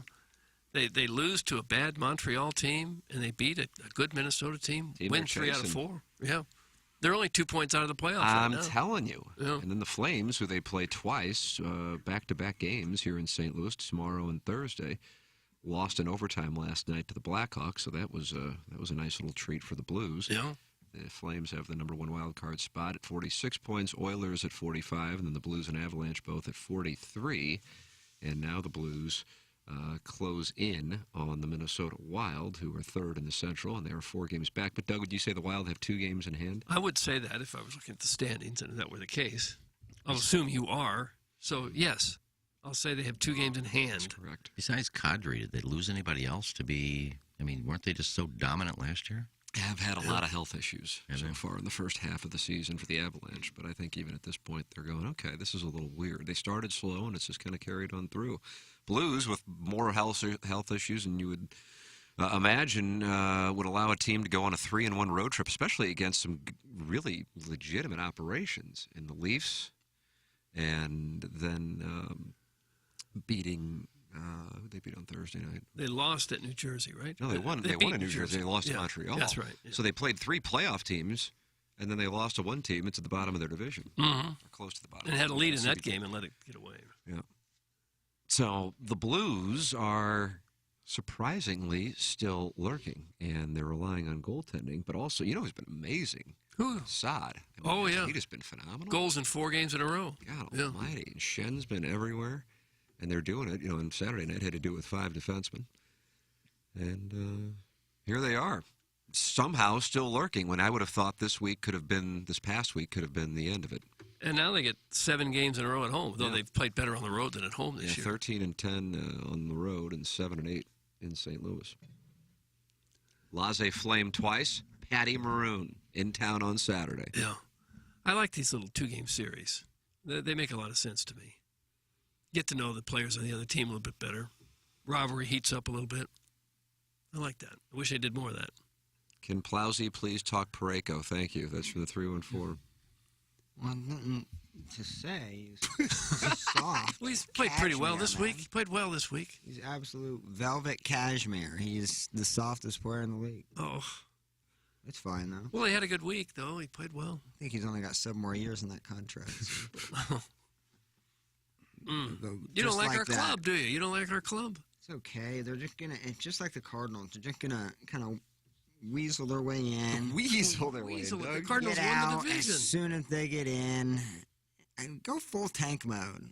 Tank for Bedard. You don't want to see that months ago. Doug, I don't want the games. I'd love to see that. You want a tank so they have a 5% chance to get a player? I'd love to turn on Bally's in 2 years and see Connor Bedard leading the way. That's fine with me. I don't live and die off every hockey game. But there's so I don't watch it enough to care if they tank or not. If you tank, your odds are still way more likely that you're not going to get the guy. I get it, but it's more exciting. It's more exciting to lose on purpose. Cost Lovie Smith his job. The Texans are always tanking. They'd have lost that game. They got the number 1 pick. I guess nobody else got the memos. Yeah, but he still would have been fired. I think. Plowsy calls Parayko soft and doesn't have Bally's and hasn't seen any of the games. Never changed, dopey. That's from Mr. Slade, Doug. He is not happy about it. No, he didn't Look, seem if you happy. follow Twitter, man, you realize he still sucks because you see all the people saying he still sucks. So Well, he plays a lot. Yeah. He gets a lot of ice time. Hey guys, me and my wife banged in the minivan this weekend. Holy cow, it was wild. Can I call in to describe it? Thanks. That's from caller Buzz. Okay, Buzz, call in. 636-9004-TMA. No, you just told us what you did. Why did you got to call in? That's Well, it. Yeah, you Deets, really probably. Yeah, more deets. Wonder how that happens. Yeah, I would only think like a camping trip would that be the case. Think they were camping in January? Yeah, that's why confusion is now set in. Because otherwise, I would think I've met Caller Buzz. I met him at the end of the year listener awards. I would. He strikes me as one with a lot of sexual energy, Doug. Yeah, he was I giving didn't off. get that vibe. He was giving off some big sex vibes. To you? Just in general, he was radiating. And How can you tell? Yep, I agree. But if you're in a minivan, I assume you have a domicile you could go to. Hope you have the heat on. The heat is on. 1985 Cardinals, my favorite team. Yeah. The first time I heard this song was on the Stooges. The heat is on? Three Stooges and the heat is on? It was from Beverly Hills Cop. Yeah, but remember when... Weren't they all dead and the series long gone when the song came out? No, remember Glenn Fry. The episode with Shemp and that lounge singer that she was nervous. She couldn't sing in front of people. And she sang this song, The Heat is On, The Heat is On. Nice. Oh, okay, so it wasn't the one by Glenn Fry. No, not the Glenn Fry song, but it was The Heat is On. They just used the same words, different song. Yeah, and then Glenn Fry stole it probably and then redid the song. I don't know that Glenn Fry stole it from the Stooges. He didn't get much of his music from Mo. I was going to say, because the show ended in, 1970? Are Mr. Licks and Buzz sideways? Is anybody... I can't keep track of all of the rivalries.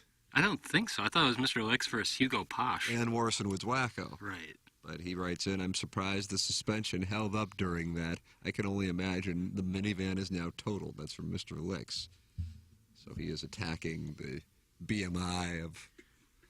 Caller Buzz? Caller Buzz. Yeah. Well, you can't make fun of people when nobody even knows who you are. No, stop it. We've met Buzz. He's not a big guy. He exudes sexual energy. Yeah, nobody knows who you are. You could be some little douche who has a $15,000 a year job living in a van down by the river. 15 grand. Go We on. have no clue, but you just brag about how much money you have. Right. Show your face. He would like you to show your face, Mr. Licks. If you could. How can he do that on a radio show? I'm actually just fine with where he's at now. At No bay. need to show the face. Yeah, but don't sit there and besmirch other listeners and callers and texters when nobody even knows who you are. I like the word besmirch. Yeah, I do too. It's a nice word, Iggy. Mm-hmm. Good going, I don't know Iggy. if I'd have said berated, it would have been a cuck situation. Oh. Well, you used it well. And I liked it. Andrea's uses their hand-cut steaks well, brushed in they're their famous fire. Andrea steak sauce, perfect for special occasions, anniversaries, birthdays, and engagements, not just for steak lovers, but also serving grilled tuna, broiled salmon, Chilean sea bass, and chicken entrees. 24-ounce prime rib appeals to the walrus crowd. Iggy's lesbian uncle would not approve of the size of their meat because it's so big. It's Andrea's, family-owned and operated since 1978. You know about the sauce. Now experience the restaurant. It's Andrea's Restaurant. And Doug, it's in O'Fallon, Illinois, off Collinsville Road. Okay. Yeah. That's what I'm trying to drive home. Yeah. We all got to get out there. Mr. Great Licks spot. is real, and he's spectacular. We've met many a time for consulting meetings. Says KG in who? O-Town? KG in O-Town. Did he interview him for his videos? I'm sure he did. Oh, he did, but he had his face... Yeah, it was blurred out. So that constitutes many, many times. He's in the witness protection program, this fellow. I don't know. I know that his video is good. I really enjoyed watching it, but his face was blurred out. That Mr. Licks. Certainly a man of mystery. But I think he was the one who sparked the sponsorship revolt. That's not the right word. But the sponsorship to revitalize Pepper and Genie. I think it was Mr. Licks. Who had the idea. Right. KG in O-Town then sold it to 5 sponsors, he said? Yeah, ran with it. And so I think that's where we stand now. So I think Licks and KG No-Town are in lockstep. Okay. I didn't know about that. And there's alliances, Doug. There's wars I didn't know about. Yeah. Yeah. Secret battles going on behind the scenes. It's all very interesting. Speaking of secret battles, John Mizalek spoke yesterday regarding the Cardinals and the payroll criticisms, and also on hopes for the off-season. This was on KMOX with the great Tom Ackerman, and we'll have that audio for you. Also, Plowhawk, your Packers came up short last night. Great game. And one of their players was ejected for pushing the Detroit Lions trainer. Good timing on that, too, by the way. Late in the game. Oh, my God. Another one bumped the trainer, and they didn't flag him. I don't know what that was about. But then a St. Louisan had a question that then may have led to some of the bigger news in the NFL today. We'll explain. It's coming up at the Appliance Discounters, 8 o'clock hour. We close out the Mungan St. Louis Acura and Toyota 7 o'clock hour from the Michelob Ultra Studios. It's the Ryan Kelly Morning After. Here's Action Jackson with 3 more ways to get TMA content. Get the TMA mobile app and enable notifications so you don't miss a thing. See our content on Facebook, Twitter, Instagram, YouTube, and TikTok. Stream us on the TMA mobile app and at TMASTL.com. Thanks, Jackson. It's the Ryan Kelly Morning After on 105.7 FM HD2. Urban Dictionary defines thirsty as purposely, knowingly, and recklessly attempting to gain fame to boost self-esteem. So, are you thirsty? Well, TMA has you covered. Become a part of the 2023 TMA Listener of the Month Club. You nominate yourself for a monthly award. And if you win, you get recognition and stuff to help you satisfy that insatiable thirst. We're talking January, February, March, April, May, June, July, August, September, October, November, etc. Go to TMASTL.com or the TMA app. Give us your name, a photo, and other pertinent information. Tell us why you deserve to be TMA Listener of the Month. And if you don't want to use your real name or photo, we don't really care. The TMA Listener of the Month. Get recognized just for being you, or fake you, or whatever. Quenched by Milagro Tequila. Welcome to the brighter side of tequila with Milagro in the morning after on KPNT HD2.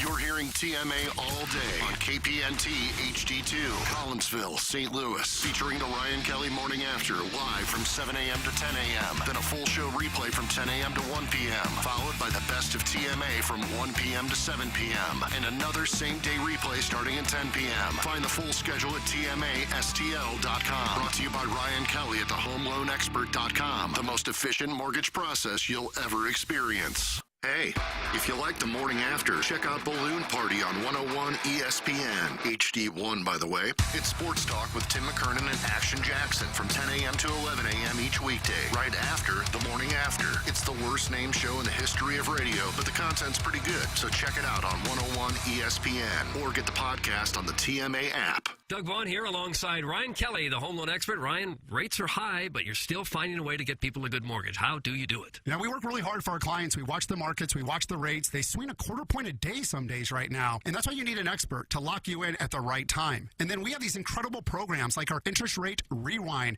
where for the first year, your rate will be 2 full points lower. The second year, a point lower. And then year 3, it goes to the current rate. Thinking about buying a house? Maybe a refinance? Got questions? Apply online today at thehomeloanexpert.com.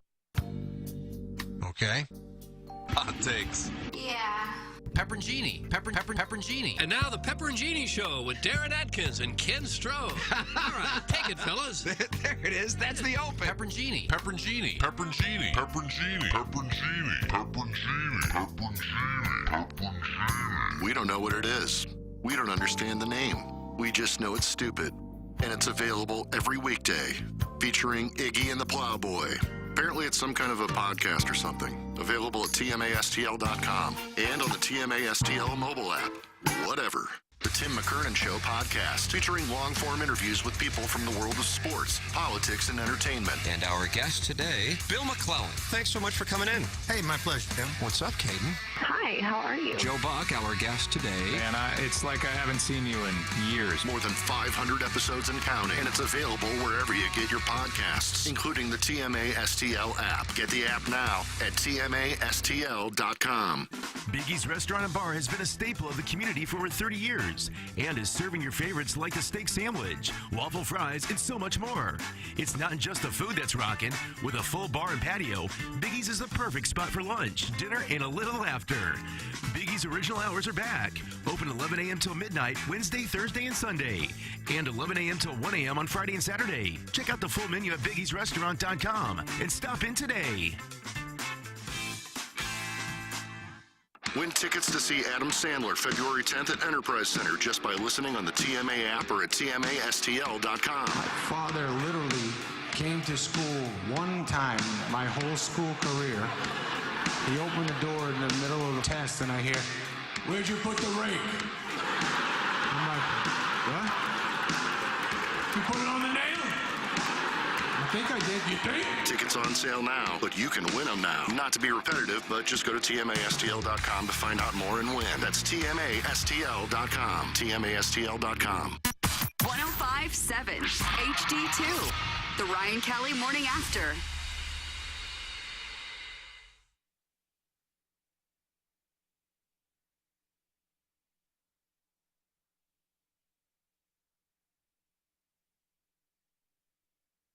Yeah, this is putting it in perspective for us. It really is.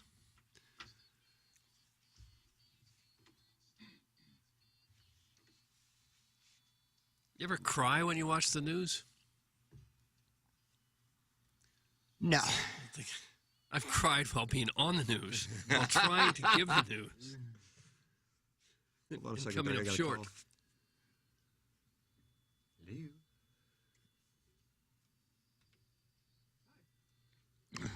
Turned off Tim's mic so we could have a little bit more privacy.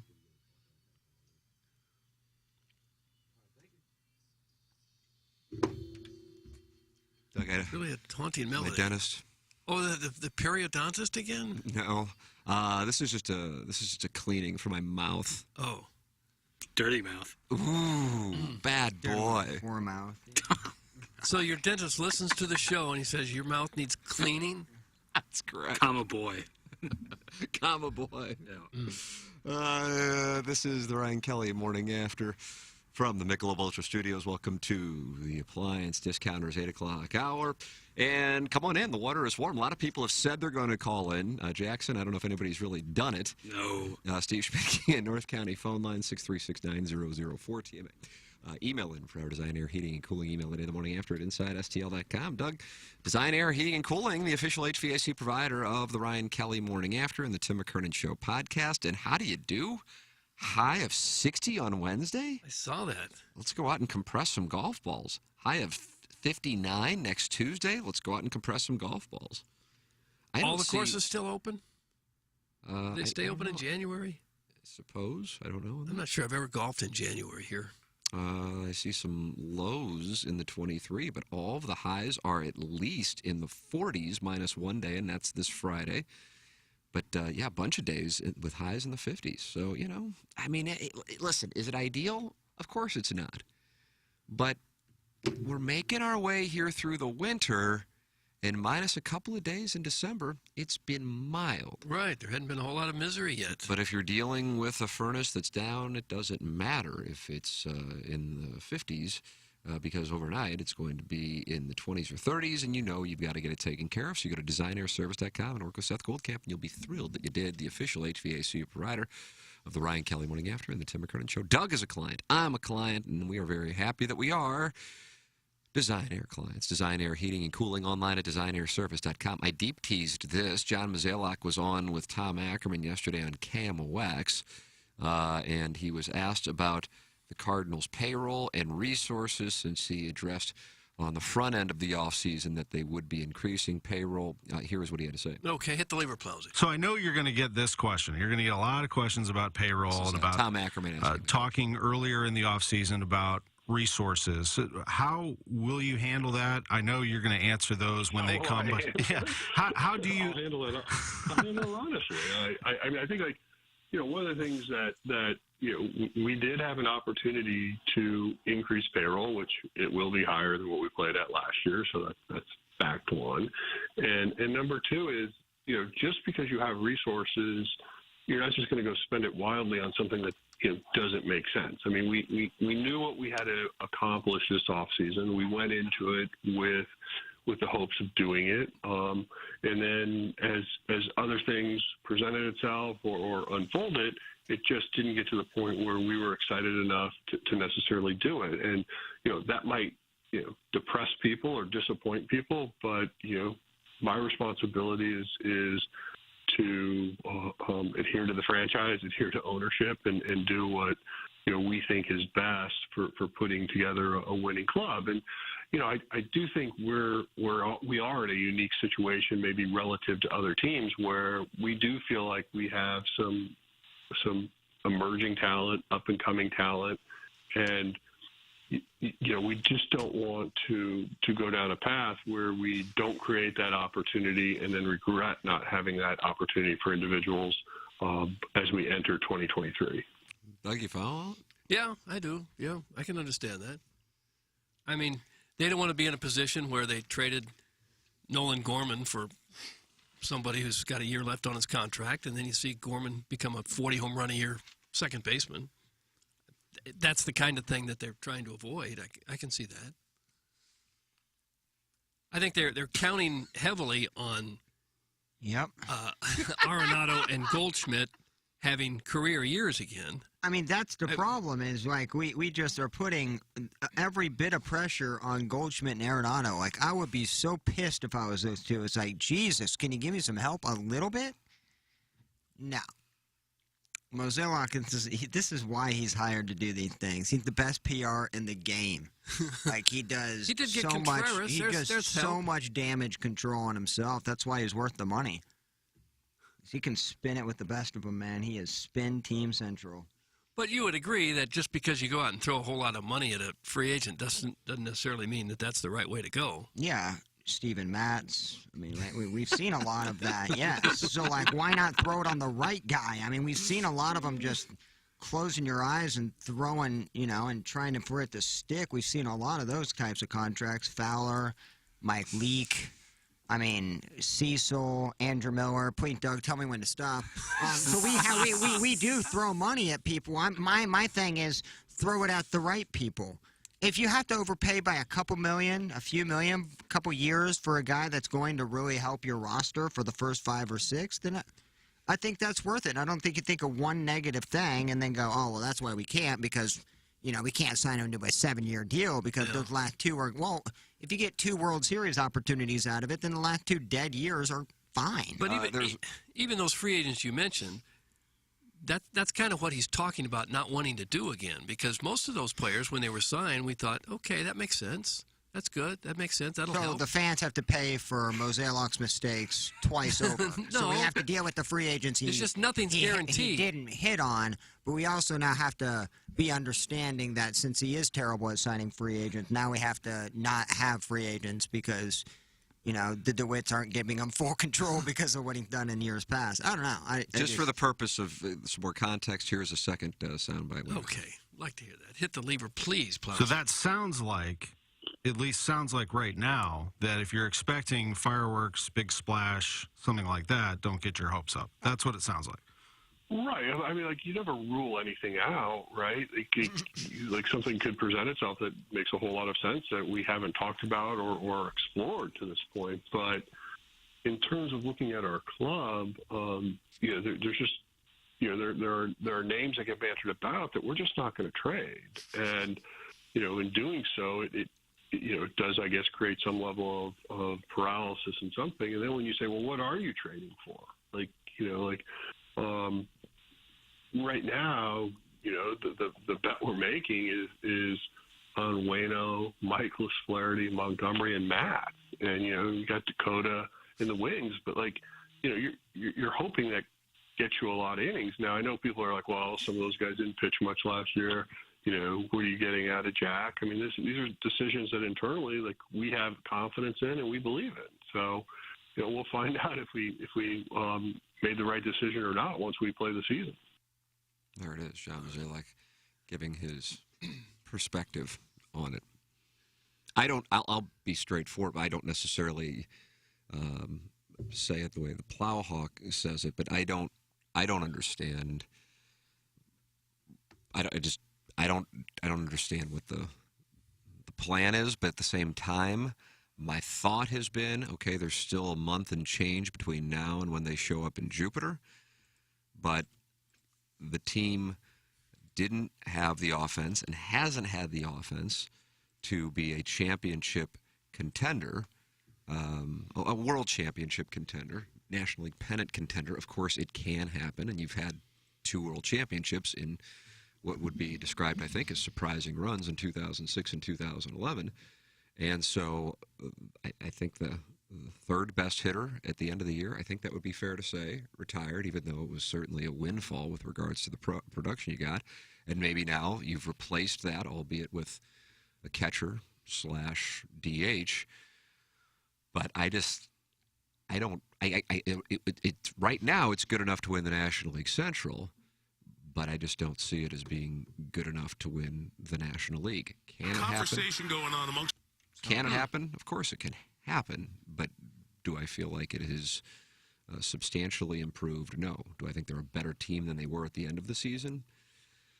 I mean, I suppose you could make a case offensively. You're going to get more out of Contreras than you would have in Albert Pujols in 2023, but you don't have Quintana now, and your number 1 starter is probably Adam Wainwright.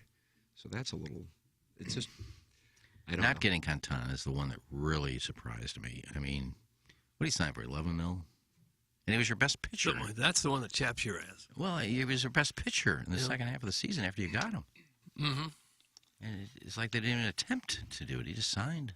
If they just held on to him, I think people would feel better about things going forward. Yeah, my whole thing, and right when we talked about it, it's putting so much pressure on 2 dudes who you've done this to the last 2 seasons. Like, this is the year you saw Goldschmidt at the end of the year and just wore out. Like, I think that should have been your telltale sign to, hey, we need to, get some depth on this team, get another offensive piece so you don't have to. And to me, I just don't know why you overspend on another year and overspend money on a catcher. I just never understood that. I wasn't on board with signing a catcher to a 5-year, $80 million deal, whatever it was. We just didn't need to do that. They should have traded assets that have their highest value. Lars Nootbaar, I'm sorry, guys, will never be at its highest trade value in his career than what he was this offseason. He just won't. I mean, you're going to understand what you have in a Lars Nootbaar type player once you give him 600 plus at bats, and I don't think it's going to be that great. I mean, same with Carlson. Well, I don't know if there's any what you teams, got with that. And I don't know if there's any teams willing to give you a big time player for Lars Nootbaar. I don't think they would even risk giving up Lars Nootbaar in attempt to get a big name player. I think that's really the problem. Yeah, they hype up these guys. They have a social media train of hyping up these Nootbaar, the Carlson type player, the Gorman type player that are now untradeable for 95% of the fans, and it makes no sense.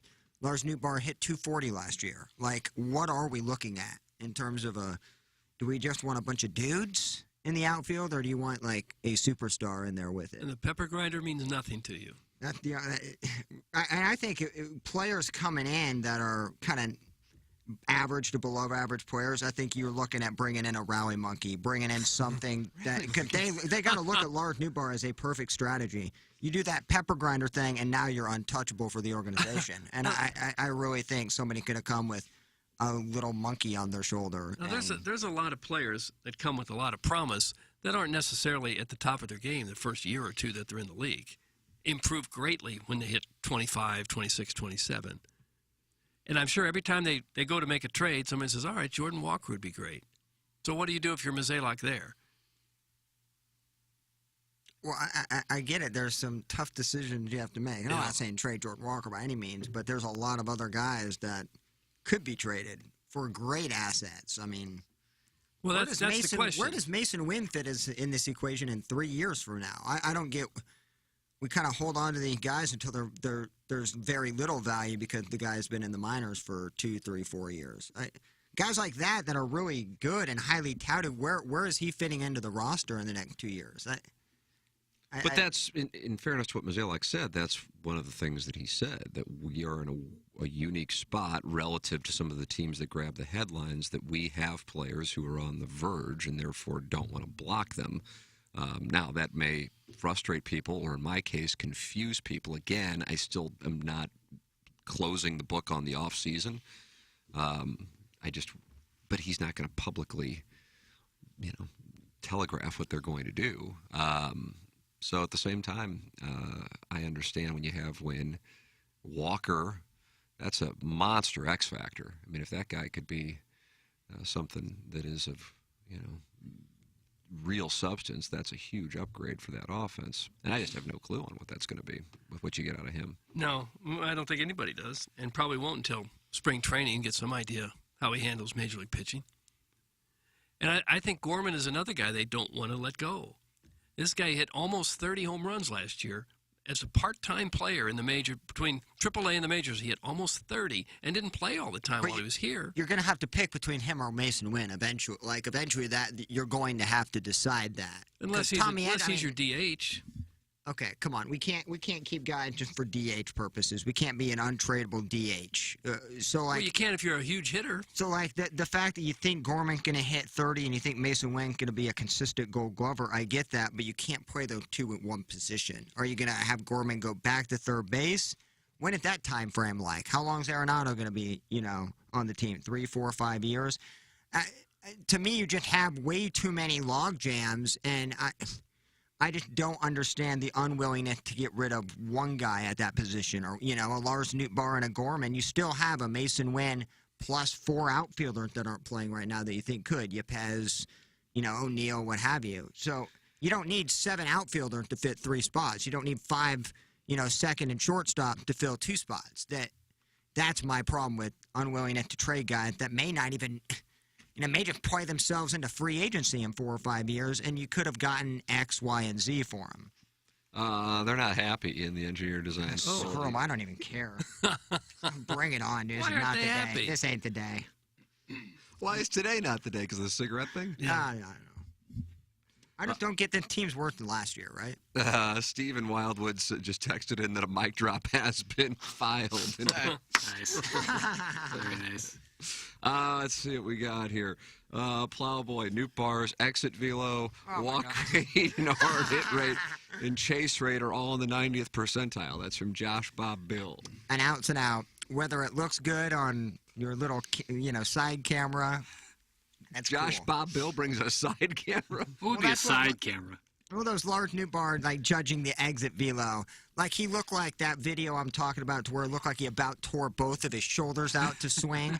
If you're going to swing like that consistently, then you're going to be out of the league in about 2 years. So keep what about the pepper grinder? Closing his eyes and swinging for the fences so he can show fans that he can have an exit velo of 116. But that's an out. God, that's You're really fast. down on It's Lars. an out.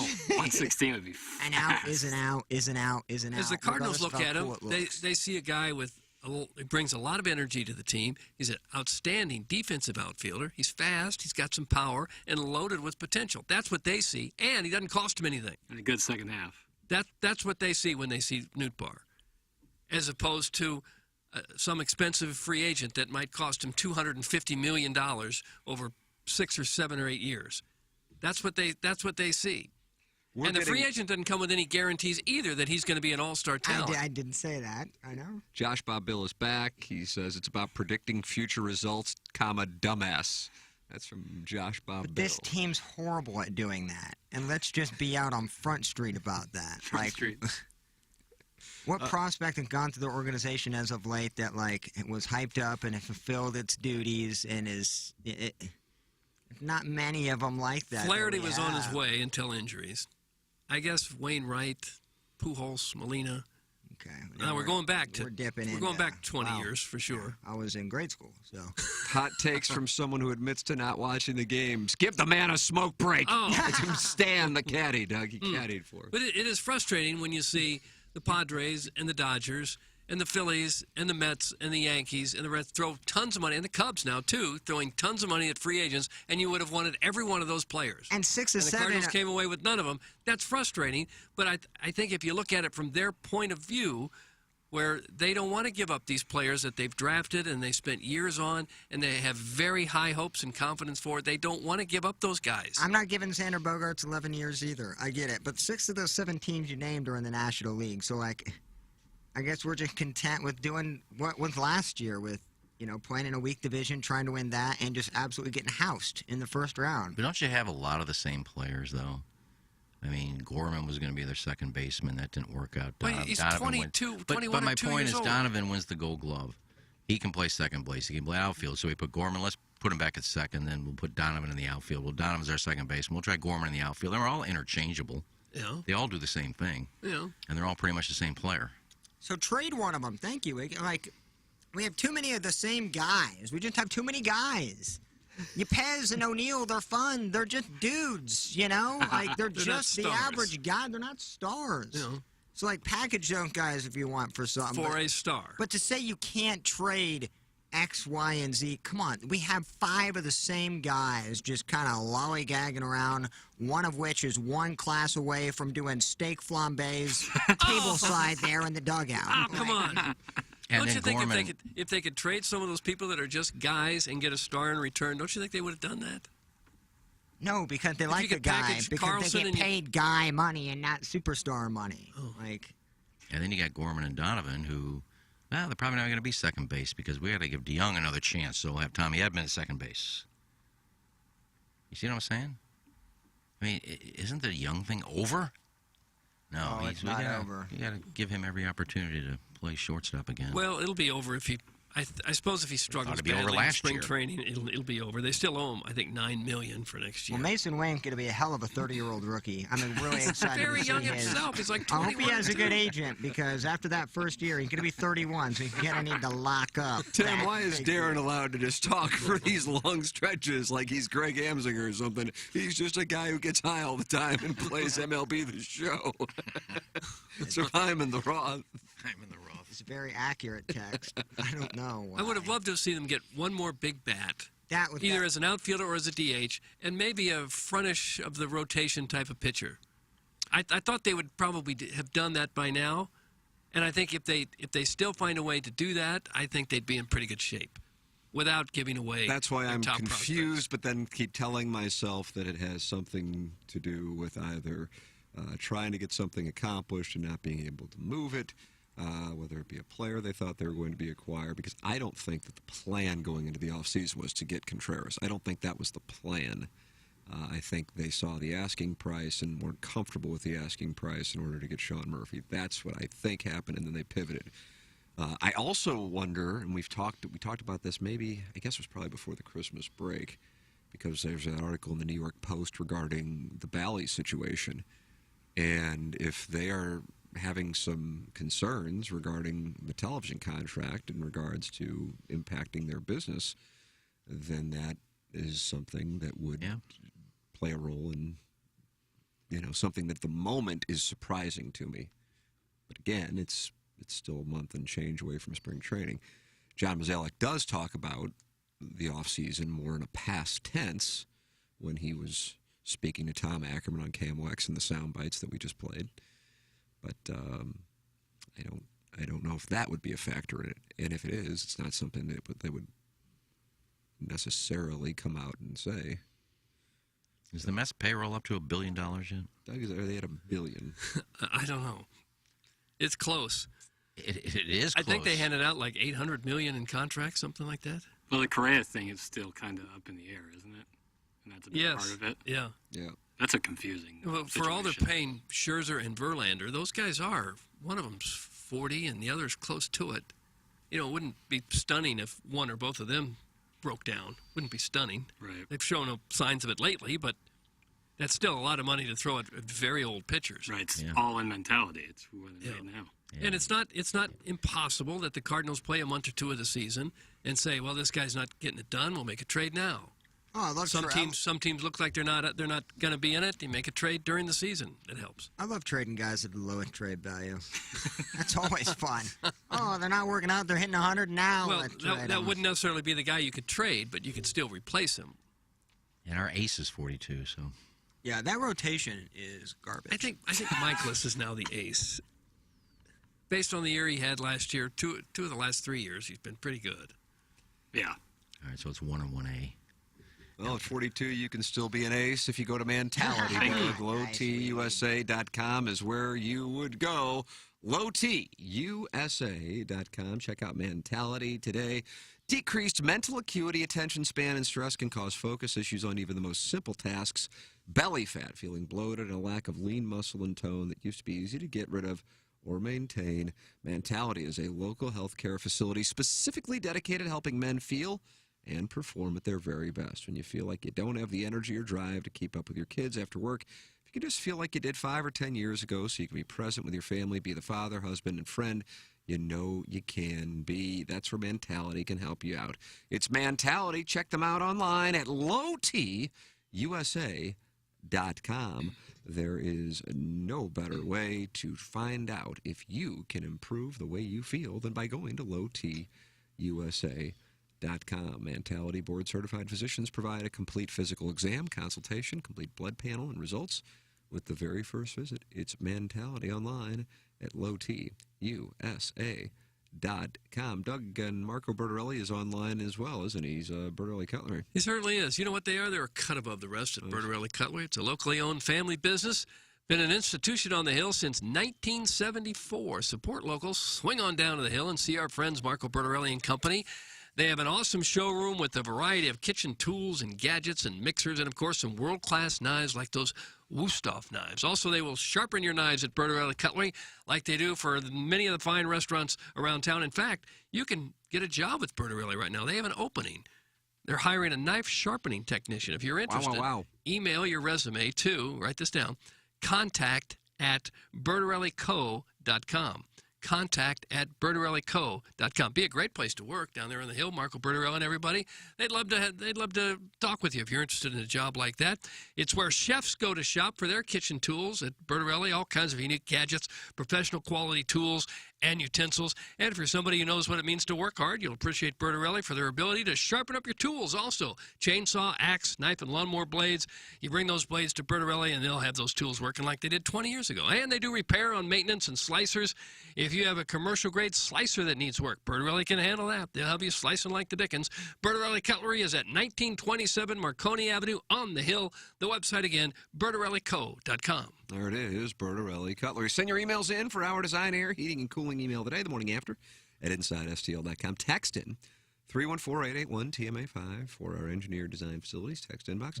And, of course, email in for the design, air, heating, and cooling email today. Call in Steve Schmidt, Kia North County phone line 636-9004-TMA and go to TMASTL.com to become the TMA Listener of the Month, presented by Milagro Tequila. Welcome to a brighter side of tequila with Milagro. And I hear tell the prize for prizes for Listener of the Year, Doug, we're talking big time cash value. Really? Yeah. What is it? We had a little conversation on Friday. I'm just deep teasing. That's all I'm doing. I'm deep teasing. So sign up. Costs nothing. Go to TMASTL.com. It's the Listener of the Month, Milagro Tequila. Welcome to a brighter side of tequila with Milagro. And then once you are in, you now are in a spot where you could be in the mix to win Listener of the Year. There will be 11 competing in December for our TMA year-end awards. And maybe, just maybe, you get to go on a trip with us and see what really happens when the microphones are off. Where the girls aren't. 48 or 49, which one was better? I didn't see any of them. I just like the title. No, those are where the boys aren't. Tara Patrick. Just a barrage of texts unhappy about breathing. The mouth breathing is horrendous. Move back from the mic. Ken, if you don't have to take, back away from the damn mic. I hear whistles. Holy nose whistles, you baked yam. Get the mic out of your left nostril. Hey, come on, look at him. He's crestfallen by this. Here's the sex bed. I don't recall that name. Let's see. I hear nose whistles. That's from the old Appleton stepdad. Yeah, he has them way down south. Appleton. If I'm not talking, this is where I'm at. When I go to talk, I'm here, but I'm not. Yeah. Let me tell you something. Oh, my God, I heard sniffing. I heard it right there. I heard it again. I'm not even using my nose when I talk. And then when I don't talk, I'm back here. So. Guys, here's a preview of Doug's dinner tonight. Good evening, honey. How was my day, you ask? Well, after 30 years in journalism and a genuine love for the game of baseball, I have to get up in the middle of the night and listen to a pothead kid that doesn't understand the infield fly rule talk over me about the upcoming season. Please pass the green beans. Doug, that's from Peggy's husband. Oh, That's not accurate. Plowsy has an opinion just like everyone else. There you go. Peggy's husband. I try to think in terms of how the Cardinal ownership and management thinks. If it was up to me, they'd go out and buy every superstar that hits the free agent market every year. But it's just not reasonable. It's not going to happen. So you might as well try to think along with them to see what might be possible. Well, most of the time, they're overpaying low-hanging fruit as those big-time free agents are available. And that's why I bring up, like, the Brett Cecils, the Mike Leaks, the Andrew Millers. You spend and allocate money terribly. It's not about, like, how much you spend. It's who they have spent it on. It's pretty bad. Well, they did take on enormous contracts with both Goldschmidt and Arenado. And gave up nobody for them, though. That's my point. They should give up a lot of money for them because they gave up, a Carson Kelly and a... Who the hell? What kind of pitcher went there? Who went to Colorado? A young right-hander. Austin Gomber, thank you. Those are the two big names that we gave up for two absolute superstars. Great job by management, but you should be overspending money on those guys when you gave up absolutely no one from your organization. Those guys were like signing free agents because the teams got rid of them because they couldn't afford them. Yeah. And the Cardinals took the contracts. Yeah, any team in Major League Baseball would have done those deals in 2.5 seconds. So give him the fact credit. that they did do it, I'd give them credit for. But Right. They were to the ones say, that got well, it we got to done. pay these guys. Of course you do. You gave up nothing to get them. And then the Rockies paid Arenado his first year. But what two corner guys would you rather have than those two in the National League over the last 5 years or so? I just feel bad that they have to do everything for the team, and now their third year of doing it. Well, they won't win anything if those two guys have to do everything. They need help. And Contreras should help. I'm sure they think, O'Neill, he's got to be better than he was last year. Let's hope we get the O'Neill from 2021. Let's hope Walker is who we think he's going to be. Let's hope Gorman takes a big step forward. And suddenly you got a pretty good offense. Suddenly that would be a really good offense. Living on a prayer. That's what we're gonna. That's gonna be the thing. Well, at least in terms of O'Neill, he's done it before. Gorman, you got to figure he's only going to get better. Can't get worse. I mean, God bless it. What do you expect from a guy? His first year up? He was in the minor leagues last year. That was so subtle yet. I think if you guys ran the minor league system, you might be a little short on patience with some of these fellas. DeYoung was in the minors last year, too. Give him another shot this year. Well, he's got that contract. What did he get? We act like he gets paid $90 million a year. DeYoung gets paid like $9. Yeah, I mean, 9 there or are 10. teams that are just saying screw $9 million a year players. Well, it may come to that. Nothing. May come to that. If you see Paul DeYoung out in, oh man, I would just absolutely hate to see that roster. But they hung with Carpenter a long time at $18 million a year. Hung with him a long time. Too long in the opinion of many, I'm sure. Maybe in the opinion of everybody. I forgot about that contract extension. Oof. It's one they probably wish they had back. Yeah. Well, it'll be interesting to see how it plays out. Nice. Real. I would like to see him get just one more, at least a really good starting pitcher or a really good bat. I just can't imagine that this will be the team that shows up in Jupiter. But then again, I bet Plowhawk gave him like 10-1 odds. So I've been off on the projections. Let's see what we got. Mr. Licks is apologizing. I'd like the record to show that I do apologize for the slight decolor buzz. The fact that he can lug a trunk full of Busch Light back and forth to Destin over the years means that minivan is stronger than I realized. That's Mr. Licks. I like Destin. Why is Destin taking strides? I don't know, but I like it. It's a good place. Do a lot of biking. You can't go this time of year, really, because the weather is not consistently warm enough. No. It's a nice area. That whole panhandle area is fun. Yeah, and it's growing like a weed, well, as is every other part of Florida. Flocky the Smurf just texted in a picture of breasts and says, we've got a Tinder situation. Oh. The description of the Tinder. Oh, I see now. Go ahead, Jackson. It's Frankie, 38-year-old woman saying, looking to cuckold my boyfriend. Doug, her name is Frankie. She's got, looks like to be a tattoo on the side boob region. No, I didn't see that. She seems to be sitting on a gentleman's lap. I don't know if that's her boyfriend or not. But that's Frankie. Is she saying this with malice, like he needs to be punished? It's just a sentence, or I guess a phrase, looking to cuckold my boyfriend. And is this a local gal? I don't know where Flocky the Smurf is, but I have to assume. Jackson, why don't you log into your Tinder and see what the word is? My setting doesn't go high up to 38. Oh, it's out of your range. Yeah, I think I go to 28. So I might not see Frankie on there, but best of luck to her and her soon-to-be cucked boyfriend, I guess. That's not a very wide berth for you. 28? Is it almost 25 yourself? Yeah, so it goes like 23 to 28, but it gives you a year on each side. Yeah. Kind of like when Tim guesses a year, it gives you a year on each side. Yeah. So you're really narrowly focused on that. Because you could see some girls in their 30s that are ravishing beauties. Oh, yeah, but I don't know if they're interested in a 24-year-old. Well, you never know. I think Lisa Ann is. Yeah, maybe. That's what I think. Maybe. I'm almost 25. I feel like once you get to 25, that's like a different sound. It's like the difference between 5'11" and 6 foot. Like 25 seems like, all right, 25, but What about 24. the difference between 5'4" and 5'5"? Not much of a difference. Yeah, marginal difference. Used to be you had to be 25 to be able to rent a car. Is that still the rule? I don't know. I've never tried renting a whip. I don't think that's maybe Used from to like be. a Enterprise or something like that. But Well, where else are you going to rent them from? I had a buddy do this. Bob's rental car? Yeah, Bill's. Like a exotic rent a car where you can like rent like a Lamborghini for a day. Yeah. Which is of course old money. And he wasn't 25. Joe Rod and I had a beauty. What'd you have? I can't remember the name of it, but if Joe Rod's listening, he can text it in. Yeah, the people we're supposed to get a car from were closed when we got there.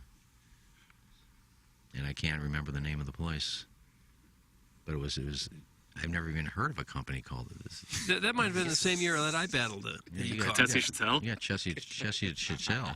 Katessi Chattel. No, that was a different year. No, remember he had that Yaris one year. Yeah, and where the rear it quarter literally panel fell off. apart. Yeah. Like it was like Iggy's. It was Disintegrating in literally- real time. It combusted in the parking lot. That was an off-brand rental car The company. bumper just started dragging. Yeah, that was one of those I lined up online. Wow, this is cheaper. I'll go for this. I'm trying to save the company $1.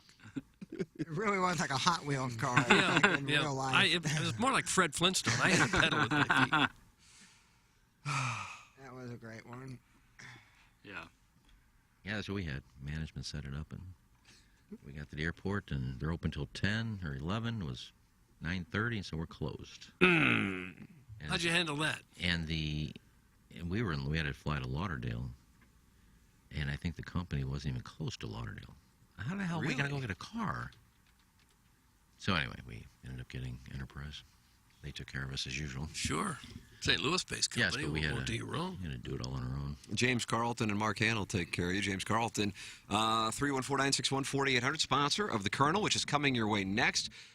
Gabe was exchanging tweets via his Power Mizzou account because he got rid of his own personal account with somebody. I don't know what, Vandy, 63% field goal second half. Sound familiar? Gabe said, once is an accident, twice is bordering on a trend. Iggy responded by saying, the woman are 15-1. That's in reference to the Missouri basketball women's team, I assume? Which are 14-3. They don't have 3 losses. They do. I guarantee they don't have 3 losses. I'll bet you every cent in the world. All right. I'll bet you everything in my 2 pockets. Okay. That's why they call you pockets. They lost to Arkansas on yesterday. So that makes the women... Well, I'm not counting yesterday. So they were 14-2 before that. What do you mean you're not counting yesterday? Well, I knew going into yesterday they didn't have 3 losses. I didn't pay attention to what they did yesterday. I didn't know they played yesterday. They had 2 losses going into yesterday. Illinois has a better football recruiting class than Missouri. Do they? How much better? What it do, Guru? Now stop that. What was that? It's a shout out to Drakowitz. Oh. Drakowitz gets a hit. Yeah, but just don't ignore the women's team. I mean, they're 14-2. I thought they're 15-1 actually. They're 14-3 though. But I didn't tweet that before yesterday's game. You're right. That's very fair. I looked it up. I only saw 1 loss on there. So The men's team are selling out their games these days. A year ago, you could get a ticket for about $5 and sit wherever you want to, and now they're $100 or more for Yeah, a that good place seat. was bumping against Vandy. Like they Yeah. actually did the MIZZOU chant, which I didn't know they did in basketball at the court. That's about as fast a turnaround as you could ever hope to experience, isn't it? And now they're talking about him being in line for the Texas job. Yeah, don't buy into. Don't listen to that. He's not going to Texas. Yeah, I don't think Texas is not hiring someone that they don't know for sure. Well, Mandy was 8-7. If you're 8-7 this early in the year, don't you have to really suck if you're playing? Don't you rain on this Tiger bunch? They won 3 in a row. If you're playing cupcakes to start your season, and you're 8-7.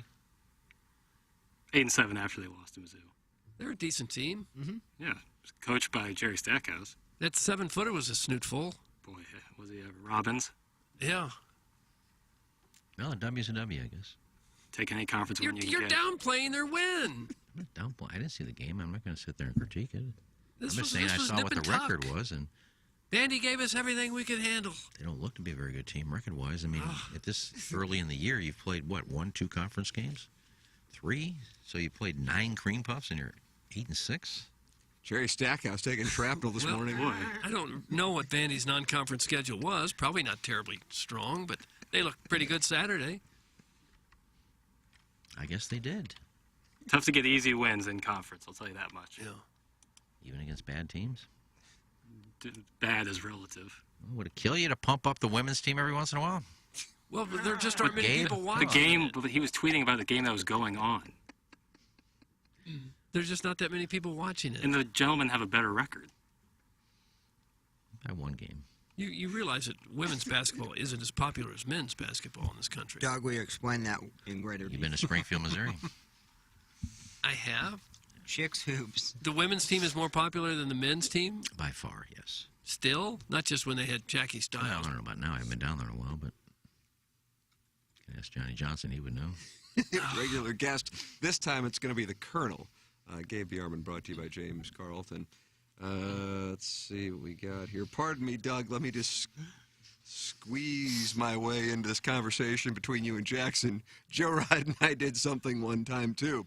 I don't remember the thing or the other thing, but I need to talk right now, so there's my story. He probably can tell you about it, so hopefully he can text in, but I cannot tell you. Thanks. What it do, Guru? I've never heard that. It has nothing to do What with it do, Guru.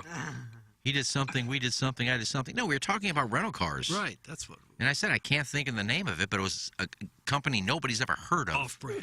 And that's who we had, and they had no cars for us, and they were closed. There, that was the whole. I said I don't even follow Chicks Hoops. I didn't down there. Chicks hoop, man. That gets me every time. That was my That answer. sounds sexist to me. It's sexist. I didn't watch women's basketball, and the first day there, I had to go to the game and cover it. I'm doing a post-game show. I'm sure they had a good team. I said, what? I don't follow this. What would you know about it? How am I going to do a post-game show? I couldn't name one person on the team. Yeah, you were asking me to do something I can't do. That was my whole point. Right. Maybe I said I don't even follow Chicks Hoops. I didn't. Still don't. That's what you told them. And how did they respond to that? Made me do the game. Then after criticizing Cheryl Burnett after one game, they took me off the air. They did. You were out. Yeah, you can't criticize Cheryl. You're out, Iggy. Can't criticize Cheryl. Looking forward to the Design, Air, Heating, and Cooling email of the day. A lot to work with. KG and O-Town, the Learn Christmas Ornament, MLS player making between $30,000 and $4 million, and Sammy the Sub all have. Boy, big month so far. All Motley have crew wins. there. The Colonel is going to join us. Doug, Missouri's got an offensive coordinator now. His name's Kirby Moore. Missouri's. You think they'll still be in the top 25, Jackson? Yeah, I don't think that Arkansas loss will hurt them. Okay. They'll drop a Damn few. Eagle on Saturday.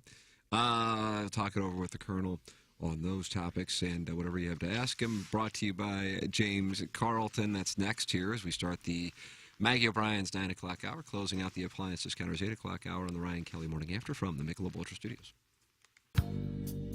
Okay. Hot takes. Yeah. Pepperoncini. Pepperoncini. And now the Pepperoncini Show with Darren Atkins and Ken Stroh. All right, take it, fellas. There it is. That's the open. Pepperoncini. Pepperoncini. Pepperoncini. Pepperoncini. Pepperoncini. Pepperoncini. Pepperoncini. Pepperoncini. We don't know what it is. We don't understand the name. We just know it's stupid. And it's available every weekday, featuring Iggy and the Plowboy. Apparently it's some kind of a podcast or something. Available at TMASTL.com and on the TMASTL mobile app. Whatever.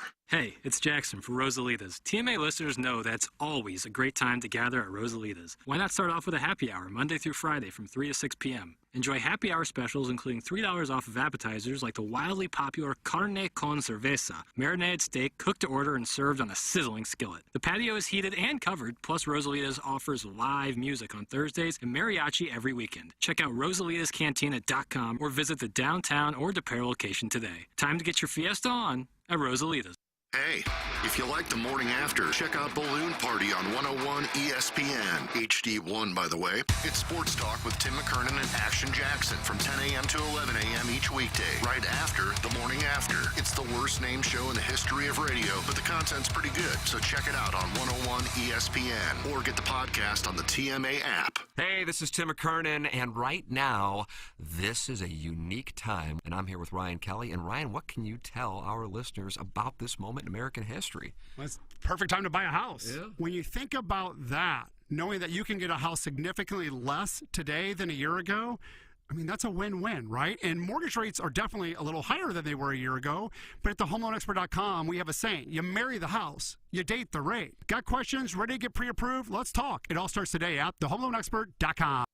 Urban Dictionary defines thirsty as purposely, knowingly, and recklessly attempting to gain fame to boost self-esteem.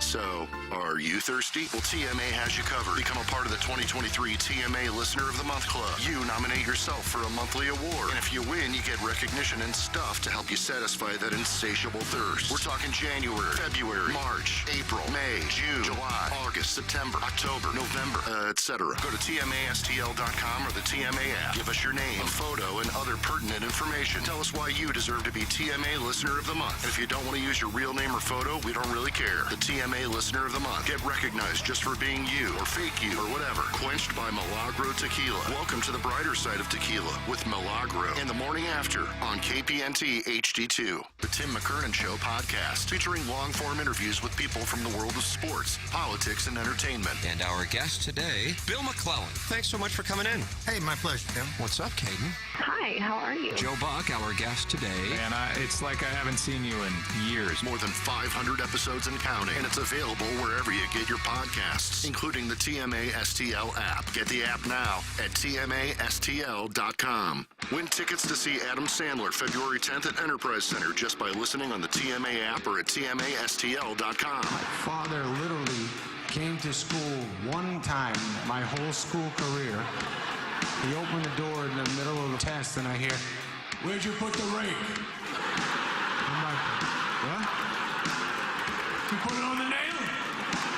I think I did. You think? Tickets on sale now, but you can win them now. Not to be repetitive, but just go to TMASTL.com to find out more and win. That's TMASTL.com. TMASTL.com. Hey, this is Tim McKernan, and I am here with my insurance agent, James Carlton, of the Carlton State Farm Insurance Agency. James presents Gabe DeArmond on TMA every Monday.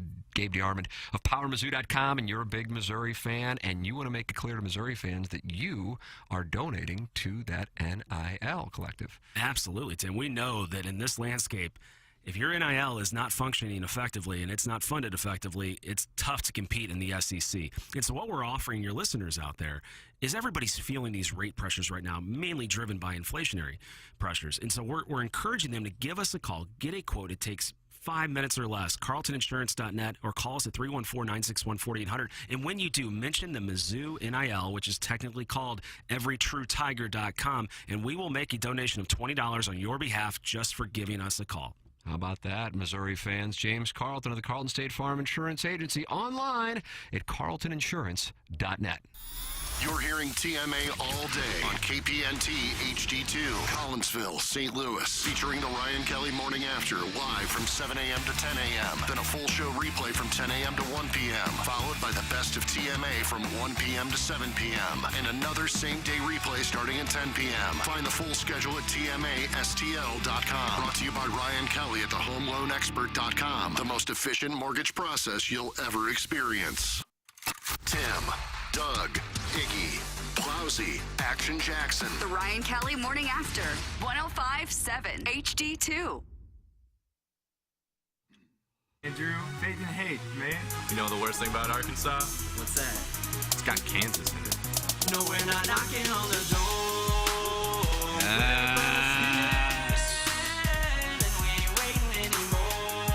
Yes. Gotta win, gotta fight, yeah. This is Missouri, we ain't taking our time. Oh, we in a hurry. Screw red and blue. We are Mizzou. So who you? Hey, Kansas, you like earn that? your place. Rock chalk, yeah, how's the taste? This must be hard to sing when Ratliff throws down in your face. Say your phrase. Cause you'll be sorry. Jackson, what fraternity are you in? Welcome rivalry, but they're too Probably not 8, I'd hope. We're marching straight into It's Ryan Kelly Morning After. Maggie O'Brien's 9 o'clock hour. If you're watching, James Carlton has replaced Ken Strode for the segment. James, good morning. Hello again, everybody. guys. What's the good word? Hey, Mizzou. Gutted out a win. We'll take it. Fight Tiger. Yeah. Iggy wasn't impressed with the Vanderbilt squad. He's impressed with the Lady Tigers. Though. Yes. Gabe had a wonderful response when Iggy said the woman are 15-1. The Colonel wrote back, cool. Good morning, Gabe. What's up, guys? How are you? I wanted to believe that wasn't actually Iggy that I got that tweet from, but I figured it probably was. It was. I think his contention is you're not covering the women's team enough. I believe that was the point. During a Missouri men's game. We did, by the way, cover the women's game yesterday. The response was overwhelming from Twitter. I'm sure Iggy read the article. It indicated the reason we cover the amount we do. So you got no response, is what you're saying. Not much, yeah. No. I did read your column following the win against Vanderbilt on Saturday, and you said, listen, it doesn't really matter as long as you win because these games are going to pop up here and there, and you're going to have to overcome it when you're not on, and they did get that done. So your assessment of what we saw on Saturday in what was a bit of a sweat for a team that I think they were 8.5-point favorites over, but in the end they were able to get it done. And certainly not particularly healthy, as both Dennis Gates and Demoy Hodge were dealing with some health issues, correct? Well, I know Demoy Hodge was. I don't know if Dennis Gates was, but Demoy Hodge puked after the game in the locker room, apparently. He had the flu, scored 14 points in the first half. But, it wasn't one of the more impressive games I've seen, certainly. Got killed on the glass. Vanderbilt hit some shots. Missouri came out of the gates really slow, kind of like a team, still dealing with its last loss at 11 o'clock in the morning on Saturday. So not great, but they found a way. And, again, the goal for this team clearly is the NCAA tournament. And you play 32, 33 games before you get there. You're going to have a few days where you don't have your A game. And if you're good enough to get there, you manage to find a way to win in games like that against teams like Vanderbilt, and Missouri did. So I don't find anything particularly concerning out of that. What's exciting to me is that the fans are back. There's a buzz around the team. The building's packed. Just that alone is a major accomplishment, isn't it? Yeah, there were a few empty seats, but I would say not more than a couple thousand. And again, 11 a.m. for Vanderbilt on Saturday, and you get 12, 13,000 people in that building, and it gets loud when Missouri starts doing things that merit that. And, it feels a lot more like it did, 10, 15 years ago. Well, so is it hard to get tickets now? I guess not, if there's still a couple thousand left. Because I've got friends who said, I'd go to Mizzou, but I'm not sure I can get a ticket and not pay $100 for it. Yeah, I mean, it was sold out officially on Saturday. I think, those empty seats, first of all, it could be people that are like back in their, club suites having a cocktail rather than sitting in an actual seat in the arena. And it could just be people that had tickets that didn't go. I know they've already announced I believe both the Arkansas and Alabama games next week here are sold out. So, you're going to have to, I think they're generally, I think most of these teams hold a few tickets back for kind of late sale, but you'd probably have to go to the secondary market to get a ticket to the next couple at this point. Gabe DeArmond with us, brought to you by James Carlton, who is in the Michelob Ultra Studios with us. 314-961-4800. You can read the Colonel at powermizzou.com. Colonel, some news over the weekend. Missouri held its press conference. Was convenient for you guys that they did it at 10 o'clock before the Vanderbilt tip-off to announce Kirby Moore as offensive coordinator, and then also some news in the transfer portal. Doug, what would you say, comings and goings and goings and comings? That's not a bad way to put it, Tim. Your analysis of the weekend that was, both with the introduction of Kirby Moore, new offensive coordinator, and the portal. Yeah, the bigger news to me is Kirby Moore. I mean, the portal, look, everybody's losing some, everybody's getting some. The whole goal was to get more than you lose. Losing Trajan Jeffcoat, it was really only noteworthy because 5 days before he said he was coming back. But that's kind of what college football. I mean, they literally are all free agents until the day that class starts or whatever. So hey, I guess either something happened or he found a better deal somewhere else, and good for him. Defensive end's a little bit of a concern, but I think they'll address that in the coming days of the portal. They got an offensive lineman who I think should compete for a starting spot from Eastern Michigan, a defensive back from Florida, and there will be more movement still here in the next couple weeks. But Kirby Moore is he a good hire? Is he a bad hire? I have no idea. Like I wrote this morning, I literally had never heard of him Wednesday morning, so I'm not really qualified to say whether it was a good or a bad hire, and we're not going to know for another 10 months or so. But I thought the interesting part of it was that Drinkwitz basically said what the fans had said all year, which is, look, there's too much to this job for the guy in charge of the entire program to also be worrying about being the offensive coordinator and calling the plays. And he said that was, that's accurate. There's just too many other things I have to do, and this having an OC will allow me to do some of those other things. Now, I don't think people should be under the impression that, Drinkwitz will have no input on calling plays and offensive game planning and all that. He certainly still will. But this also frees him up probably to do a few other things. And if you talk to anybody who's been a head coach, you talk to them their first year and then you talk to them 2 years later, they're going to say, I've really kind of figured out how to delegate my time a little bit better. I was trying to do way too much at the beginning. And Gabe, I give him credit for the self-awareness because, I mean, you've had a lot of interactions with him. He does command a room pretty well. I can see why he's a good recruiter and how he could potentially raise some NIL funds, which is where he wants to focus now. So I think it's the right move, particularly for an offense that has been lackluster. The other thing I was going to ask you real quick on back to basketball for a moment, Kobe Brown has gotten himself into foul trouble early the last two games, and when Mizzou's really rolling like they were against Kentucky and Illinois, all the announcers were saying he's such a mismatch. He can go in the block, he can take you off the dribble, he can shoot from long range. I think he finished the game with 2 fouls. I mean, at what point do you just kind of roll the dice? He's your best player. He's the biggest mismatch on the court, and just let him play. Yeah, I mean, Gates let him play for a little bit in the Vanderbilt game with 2 fouls. The interesting part was the Arkansas game. He gets 2 fouls, and then Missouri still gets out to a 25-8 lead. Yeah. It was so at that point, when you're up 15 points, you're going, hey, just get to halftime and sit Kobe in this one. Like, you're playing well without him. The Vandy game, he let him play for a little bit and then sat him. So I do like that. I mean, under Conzo Martin, it was legitimately one of my biggest complaints for the last 4 years. You got 2 fouls, you were anchored to the bench until the second half. I mean, it was like 99.4% of the time. Gates is a little bit more flexible about it. I think this team can win without Kobe playing great. I mean, they did against Vanderbilt, so obviously they can. Now, could they beat Arkansas without him playing great? I think they could have, but the problem in that game was not only did Kobe play great, or not play great, DeMoy Hodge didn't play very well either. And so I think you need one of those 2 guys to play pretty well to win a game. And Hodge played pretty well, at least for, the first 20 minutes against Vanderbilt. And then like Dennis Gates said, he kind of handed it off to Noah Carter and Dre Golston, who scored something like 26 combined points in the second half. So it doesn't have to be the same guy every time. But yeah, I think either Kobe or Hodge has to play well for them to win most games against, good teams.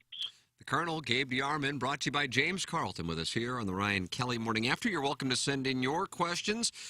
314-881-TMA5 is how you can send those in and text in with the Colonel, both on football, basketball, and Gabe will also give you life advice. Should you? Tim, do I have veto power over this texting in questions thing? This was not run by me before. Doug, would you like to allow Gabe to have some I think kind it should of be a free-flowing exchange of ideas. the open marketplace of ideas? John Stuart Mill.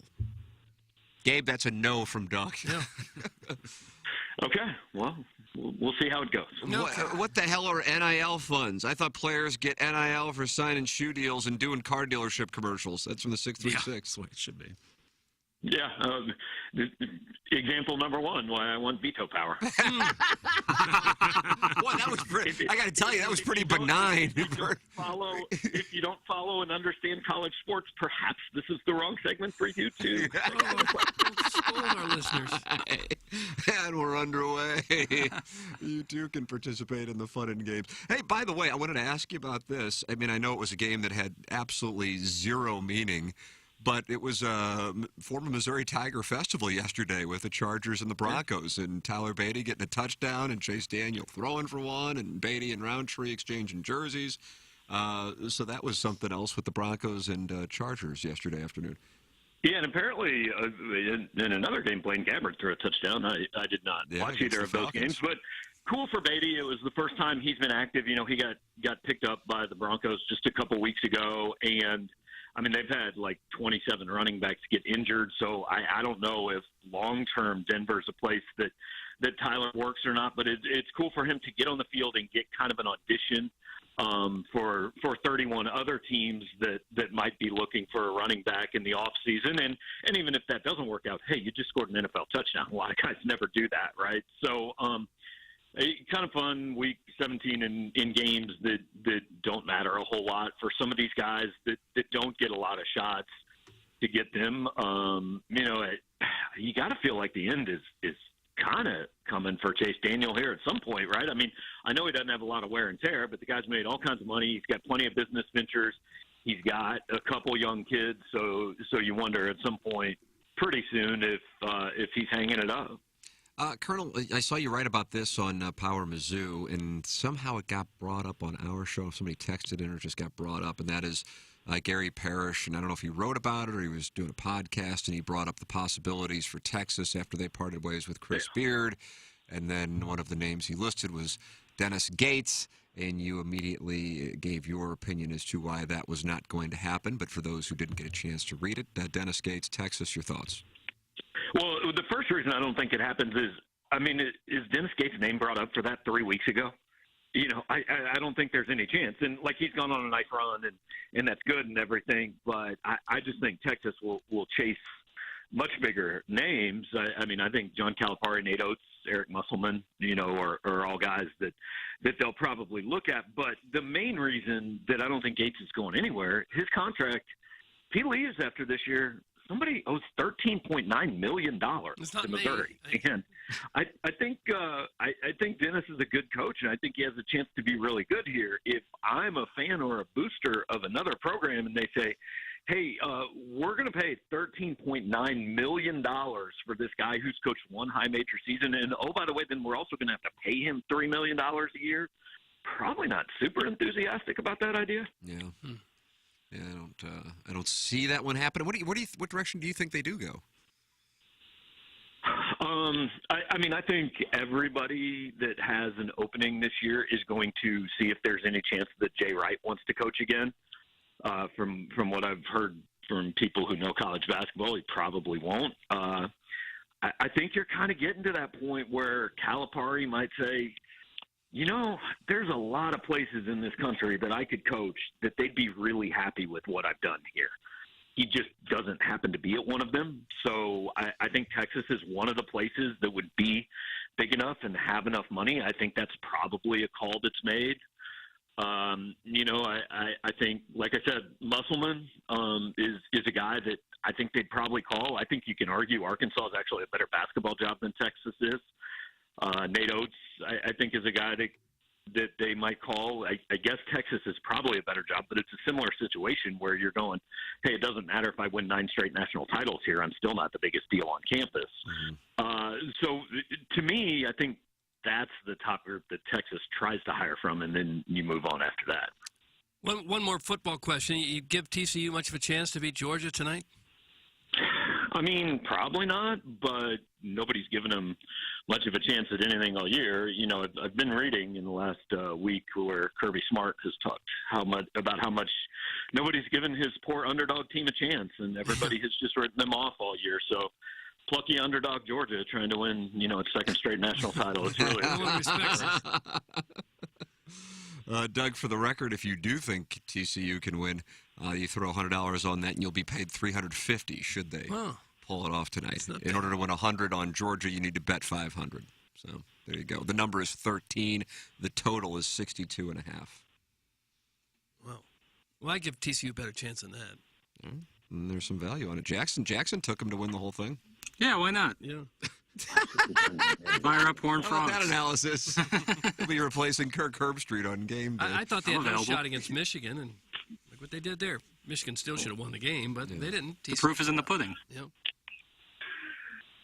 All right. Well, sorry to bother you. Good analysis, guys. Cut that off. The Colonel brought to you by James Carlton. Look for his exchanges with Iggy on Twitter regarding the women's program. Thank you, Colonel. All right, guys. See you. Well, all right, Gabe. Gabe DeArmond of PowerMizzou.com, brought to you by James Carlton. I woke up, that was like the first tweet I felt like I saw yesterday. I'm like, what is Iggy and Gabe doing? The women are 15-1. He wants more. Which was, of course, not accurate. On the chicks hoops. They were at the time. When it comes to playoffs, would you say the most unlikely big-time underdog is the NBA beating a 1, like the 8 beating a 1? Yeah, it's up there. And the NHL being the most likely of an 8 beating a 1. Mm-hmm. Where does the NFL fit in? Because now with this new playoff structure, in between. I feel like there's some lackluster matchups this week. In the NFL, Yeah. I agree with you. I was looking at it. I got up this morning and was watching Scott Van Pelt and the playoff schedule. I'm like, God, minus the Cowboys and Buccaneers, I'm not really all that excited about any of the matchups. Now, I will watch, be the first one to say it, I will watch. I don't know if I'm going to sit at home to watch the Jaguars and Chargers play on Saturday night. Niners doesn't do it. Yeah, I really... Jackson, I was talking about it on 101 on Balloon Party. I was so bullish on the Lions if they could get in, being dangerous. Been saying it, I guess, for about a month. And, boy, I'm telling you, I'm really it's unfortunate that the Rams, who were in a spot to win that game, Baker Mayfield had a wide open receiver and just underthrew the ball in overtime. Otherwise, the Detroit Lions are in the playoffs. Yeah, I think San Francisco's thrilled that they don't have to play Detroit. Yeah, I think they're very happy to play Seattle. I would agree. Detroit might be the hottest team in the NFC, and they're not going to be in the Not playoffs. going to be in the playoffs. Tip of the cap to what Dan Campbell's done. Plowhawk, are you banty about what took place last night with the Packers? I'm over the NFL, honestly. He hates people. It was a 9-6 game at halftime, and I chose to get like 7 hours of sleep over watching the second half.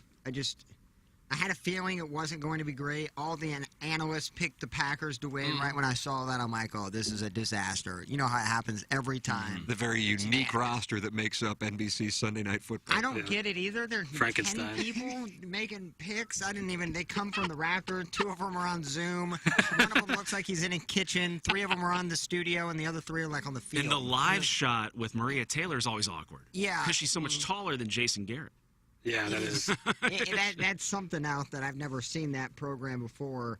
But yeah, it was not great. Rodgers was bad last night. I went into that game rooting for the Packers because I like to watch Aaron Rodgers. He's fun. I thought, but then as the game wore on, and you see what chuckleheads the Packers have. You got Douglas trying to intercept a snap on a field goal. I don't get it either. What, I think he just lose his mind, and then they got a guy pushing the trainer as he's helping an injured that's player. his second time he pushed a trainer. What was it for real? What was the deal with that? The trainer tried to move him out of the way because he's trying to attend to an injured player, and he just shoved him. It was Swift, right? No, it was Walker. Yeah, no, Swift was the guy down. Yeah, Swift was. Yeah, my apologies. And I get it. The trainer tried to move him, and I think Quay Walker just instinctively thought it was an opposing player, and so I don't know what exactly goes through people's mind because he clearly saw who he was pushing. Yes. So that had to go into. That's when I started rooting for the Lions. I said, I don't want these guys to win. I love Dan Campbell though. So Jamal Williams too, legend. Yeah, I love 17 Jamal Williams touchdowns. He used to be, a Packer, but. Yeah. Yeah, I'm kind of glad. I'm out of the NFL. We would have got our asses kicked against the Niners or whoever we would have been playing. I forgot exactly what the matchup was. The Niners. Yeah, Doug, you got to pick the Super Bowl matchup now. Go. I guess Jaguars Seahawks. That'd be exciting. That'd be That's the one. sick, dude. The NFL would love that. That's, yeah. I mean, those 3 AFC quarterbacks, it's a pick 'em. I don't know who I'd take Mahomes between is them. getting in there for sure. It could be For sure, huh? With Burrow and Doug, if you're interested, here is who it's going to be. If you want to bet it right now, it's up to you. I would guess Kansas City and the Eagles. That's who I would guess. James, you want to know who it is? Well, I would take the Niners out of the NFC. I don't know out of the AFC. The answer is the San Francisco 49ers against the Buffalo Bills. That's the answer. Okay. Do with it what you want. Doug, if you want a little value play, and I know you're a value guy through and through, I wouldn't mind throwing something on the Buccaneers. The Buccaneers? The Buccaneers. Oh, I don't think they've got anything. That's fine.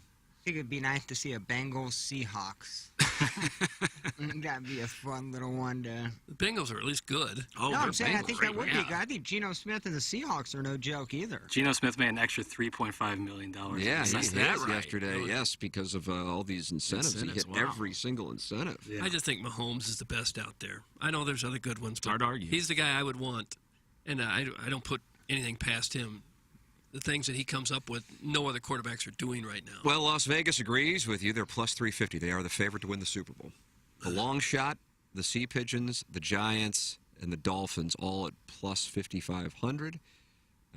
My Buccaneers plus 2,200. That's not really as much value I was hoping for it. Bills plus 425. Niners plus 500. Eagles plus 550. Bengals plus 700. Cowboys plus 1,200. Chargers plus 1,800. That might be some value on the The Chargers. Chargers are a sneaker play because Allen Williams and Herbert only played together 4 games. Yeah. Williams exited yesterday, so Brandon Stokely is catching some hell as to why he was playing. Yeah. I'm not sure what they were doing with that either. But all of the guys in the locker room, I mean, I realized they're in the locker room, were saying we wanted to play because we haven't played that much together. And Allen's like, I only played 6 or 7 games. I wanted to play. And then eventually, as we noted, Chase Daniel was in there in the second half. They wound up losing, but they just wanted to get some work. And I mean, the Vikings did the same thing. Cousins and Jefferson were in there initially.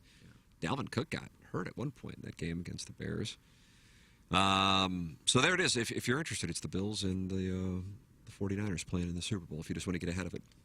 The Vikings are the team I don't think has much of a chance for having a big record. Plus 2,800. 13-4. They won every game like on the last second field goal, it seems. They won like 10 or 11 games by less than 1 score.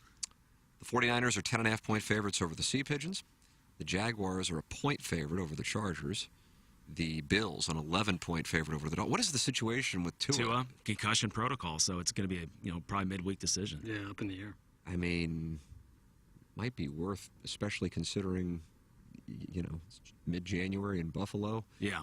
You see Dan Marino standing on the sidelines. He's got to be better than the backup to Tua. Skylar Thompson out there yesterday? Yeah. Vikings -3 against the Giants. Bengals -6.5 against the Ravens. Don't know the situation on Lamar Jackson. He'll play. And the Cowboys -3 on the road in Tampa. See, here's the thing with Tampa. Their one biggest flaw is they cannot run, but they have a good stable of running backs. If they can find their ground game, I like your play there because their defense is serviceable, and obviously Brady and Evans and Godwin have been lighting up the last 3 They weeks. can't run, but it's very difficult if Vita Vea is in there for teams to run on them. Yeah. Tampa's front seven's nasty. Yeah, so that travels. So, well, gentlemen, it's been a pleasure. That's James Carlton, everybody. 314-961-4800. Come on it. Iggy's texting him. He wants to Enjoy get the back game in. He has another story to tell. All right. James Go do Carlton, some insurance things. 961-4800. How are the sports? Are they great? Go do some insurance things. Mark Hanna will do some financial things. 314-889-0503 or go online at evergreenstl.com and work with the great Mark Hanna of Evergreen Wealth Strategies. He was in the YouTube chat during James time, and Mark wrote, James is the only smoke show who can compete with Doug. That's what Mark Hanna wrote in the YouTube chat. Really? I didn't think anybody could compete with mine. I know. But I guess James is live. That's hot. I don't know. I have a great jawline, that's for sure. You do. It is stout. Perfectly round pie face. If you like that, I guess. Mr. Lick says having James sit in there is a breath of fresh air and wish we'd do it more often. That's Mr. Licks. Stop taking your shots at Iggy. Stop it. Guys, what was worse was the lineman who came in after the initial trainer shove and tried to tough guy the trainer with Really? a blatant He did. chest bump. I saw that. What a couple of morons. That's Yeah. from Scott's Wrinkles. Yeah, I was going, of all weeks to go after with the like trainer. late in the fourth quarter with a playoff spot on the line. You just saw a trainer save the He must life have of one said of the something. players. He must have said. I think it was like more instinctual than anything. But you probably got 150 pounds on him, and you're in full gear. Like, why are you shoving? Somebody had to have said something. Like two people weren't that blatantly idiotic. Well, Clay's young, isn't he? He's a first 22, rounder. Yeah. So maybe it's a bonehead mistake. I don't care if you're 22 or 35. You know better than that. But don't you agree trainers have it coming? Some of them do. This guy clearly had it They've been coming. asking for it. Why he was still on his feet, I don't know. Someone's got to deck him. And then the Rasul Douglas thing, I think he was just not. He didn't want the kicker to get a free kick because they called a timeout right before the play snapped. But that was still weird. I couldn't believe what I was seeing. I think it would be an interesting switch on the game if, when the trainers came out to treat an injured player, guys on the other team got to take shots at the trainer. You go out there and just got to tackle him or block him, keep him away from the injured player. People that would be a different look. Yeah, people saying, "Oh, the Packers should fire Matt LaFleur." Those people are the morons. Those are the people that have he's no idea what the hell they're talking. Crap the bed back-to-back years in the biggest game at home. I deep teased this. A St. Louisan got the NFL talking with his exchange with Aaron Rodgers. Iggy asked me about it. I must have teased really well because Iggy asked me about it at a commercial break. I said it wasn't a media guy. It was Jameson Williams. Take a listen. I'm stunned. 2 games against the... I'm stunned. 2 games against the... There it is. I couldn't tell what that was. All right, I'll try to give some context. What the hell was that? I'll try to give some. So Jameson Williams, Cardinal Ritter, in Alabama, was hurt all year, but now he's back. Asked Aaron Rodgers for his jersey. Yeah, I saw that when they were walking off the field. And Rodgers said, I'm going to hold on to this one, which makes people think he wants to hold on in case that's the last game he ever played in the Packers jersey. I hope he retires. You think, Plowhawk, what do you think? What do you think? What do you think he's going to do? He's got to go, man. He's got to shut it down, or he's got to go somewhere else? No, he can shut it down. I hope he shuts it down. He just doesn't have it. I love the guy. Well, he's not who he used to be, but he's still an NFL quality quarterback. I mean, you see a lot of lousy quarterbacks. Devontae Adams left. We surrounded him with nobody. I get there's not a lot of weapons, but I think Jordan Love and LaFleur have a really solid relationship. I think you got to kind of see what you have there. Yeah, that could be that his time in Green but Bay the is cap over. space is $50 million or $45 million next year. If he doesn't retire, we cannot choose to get rid of him on our own accord. If he wants to walk out in the sunset, so be it. But we cannot do anything about it. I mean, his cap hit is insane next year. I bet there's some teams that would love to have him though for another year or two. Not for $50 million a year, no way. Nobody would maybe have him not for for that. $50 million. That's just not. Vegas is the obvious one with Derek Carr's situation and Devontae Adams. It could be a Tom Brady thing again, where you think New England thought he was done, and then he goes and wins a Super Bowl somewhere else. Yeah, but no, I love Aaron Rodgers. He can't take a pay cuts. Like Tom Brady, I think, took a few pay cuts there in New England and in Tampa, and that ain't Aaron Rodgers' style. He's going to get max value when he plays. No, I think he leaves Green Bay, goes to Vegas. I mean, they have so many weapons. They had another chance to win a Super Bowl, so Brady did. Vegas is a long ways away from winning a Super Bowl. Oh, yeah. I don't know. With a good quarterback, I mean, they were in every game except for one this year. Every game they were in this year. You see, the owner, Davis, is mad that every time they play a game, there's more fans from the other team than for the Raiders. Well, you're in Vegas. It's like I mean, it's the mecca for people not from Vegas. I mean, that's the case for all 3 of the teams that moved in that famous meeting. That's the rub, because you think this is an exciting market. This would be a great place for us. Then you go there, and you're the visiting team every time. Because the fans from the other teams want to travel there. It's easy to stay. It's super close to where you're going to stay. I don't know how you get easiest past airport that. in the big market to get in and out of. Yeah, it makes a very fun weekend to go to Vegas and watch your team play. I don't know how you get past that. I think that's where the AFC Championship game will be played if it gets that far. If it's Buffalo and Kansas City, I think they play it there. Guys, the UNLV women's basketball team is 15-1. The women's team is? That makes Why no aren't we sense. hearing more about them? We're talking NFL. We're not talking college basketball. Oh. Okay. We should be talking. Thought we were changing topics now and then. No, after watching Dobbs, I mean, God love him. He's been with 6 teams in 5 years. And but he's not your answer. Who's this now? Is this the Vegas quarterback? The Titans quarterback? The Vegas backup quarterback? Yeah. We're talking tires, Dobbs, Tire and Auto? Josh Dobbs? You mean Stidman? I mean, not A lot of Dobbs locations. No, I was watching Dobbs play for Tennessee. Stidman? Stidham. Jared Stidham. Jared Stidham. Stidham. Yeah, I don't think they think he's the answer. Yeah. So. Derek Carr just left the team after getting benched. Well, I know he did. Josh McDaniels. Because they said we're playing Stidman to see what he's got. They were going to sit Carr, and he just left. Josh McDaniels is a fine offensive coordinator. He's a disaster as a head coach. He was a disaster at Denver, and he's bad at He's Vegas. not even a good coordinator, dude. Well, he had Brady. Hey, here's for sure. Tom Brady. Yeah. Okay, sweet. Let me call a few plays. I do kind of like Jesus. it that Bill Belichick is no longer the grandmaster god of football now that Tom Brady's not there. Not the smartest man on earth. I kind of enjoy that. Mark my words, you'll see. There's something profound about to happen when you say "mark my words." Mark my words. What? You're going to see Aaron Rodgers in Vegas next Well, I don't know how that's going to happen. year. I'll take Cobb with him. Because the Packers have complete control of his contract. Like, he would have to retire and then sign with the Raiders. Like, we're not trading him. We're not releasing him because, again, the cap hit is $58 million or something ridiculous. Seems like they have ways like, to get around some of that stuff. The only way would be for him to retire and then come back and re-sign. If he retired and they gave him a chunk of money and then he could sign as a free agent and start over, maybe they can do that. I don't know. How old is he now? I don't know. There's no way to find out. You want to take a guess? 38. I think he's 39. I'm going to go 37. No, he he's is closer to 40 than 39 years old. 39. Yeah, that's maybe the end of the road.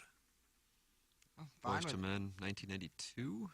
Two really good running backs. What was on Boomerang, which came out in 91, the Boomerang soundtrack? Robin Givens and Halle Berry, Eddie Murphy, Martin Lawrence, David Allen Greer. 91. Yeah, but then The End of the Road was super popular in 92, I feel was like. it? Even though the film came out in 91. I don't know the years, Tim. The Pretenders do a song too, End of the Road? No. You know that for a fact. Did you say, do you remember Tender? I don't. The remember. Pretenders. Pretenders, no. I'm looking at the other recordings. It looks like Glass Knight and the Pips did it in 2000. Who did that? I said, I don't even follow Chicks Hoops.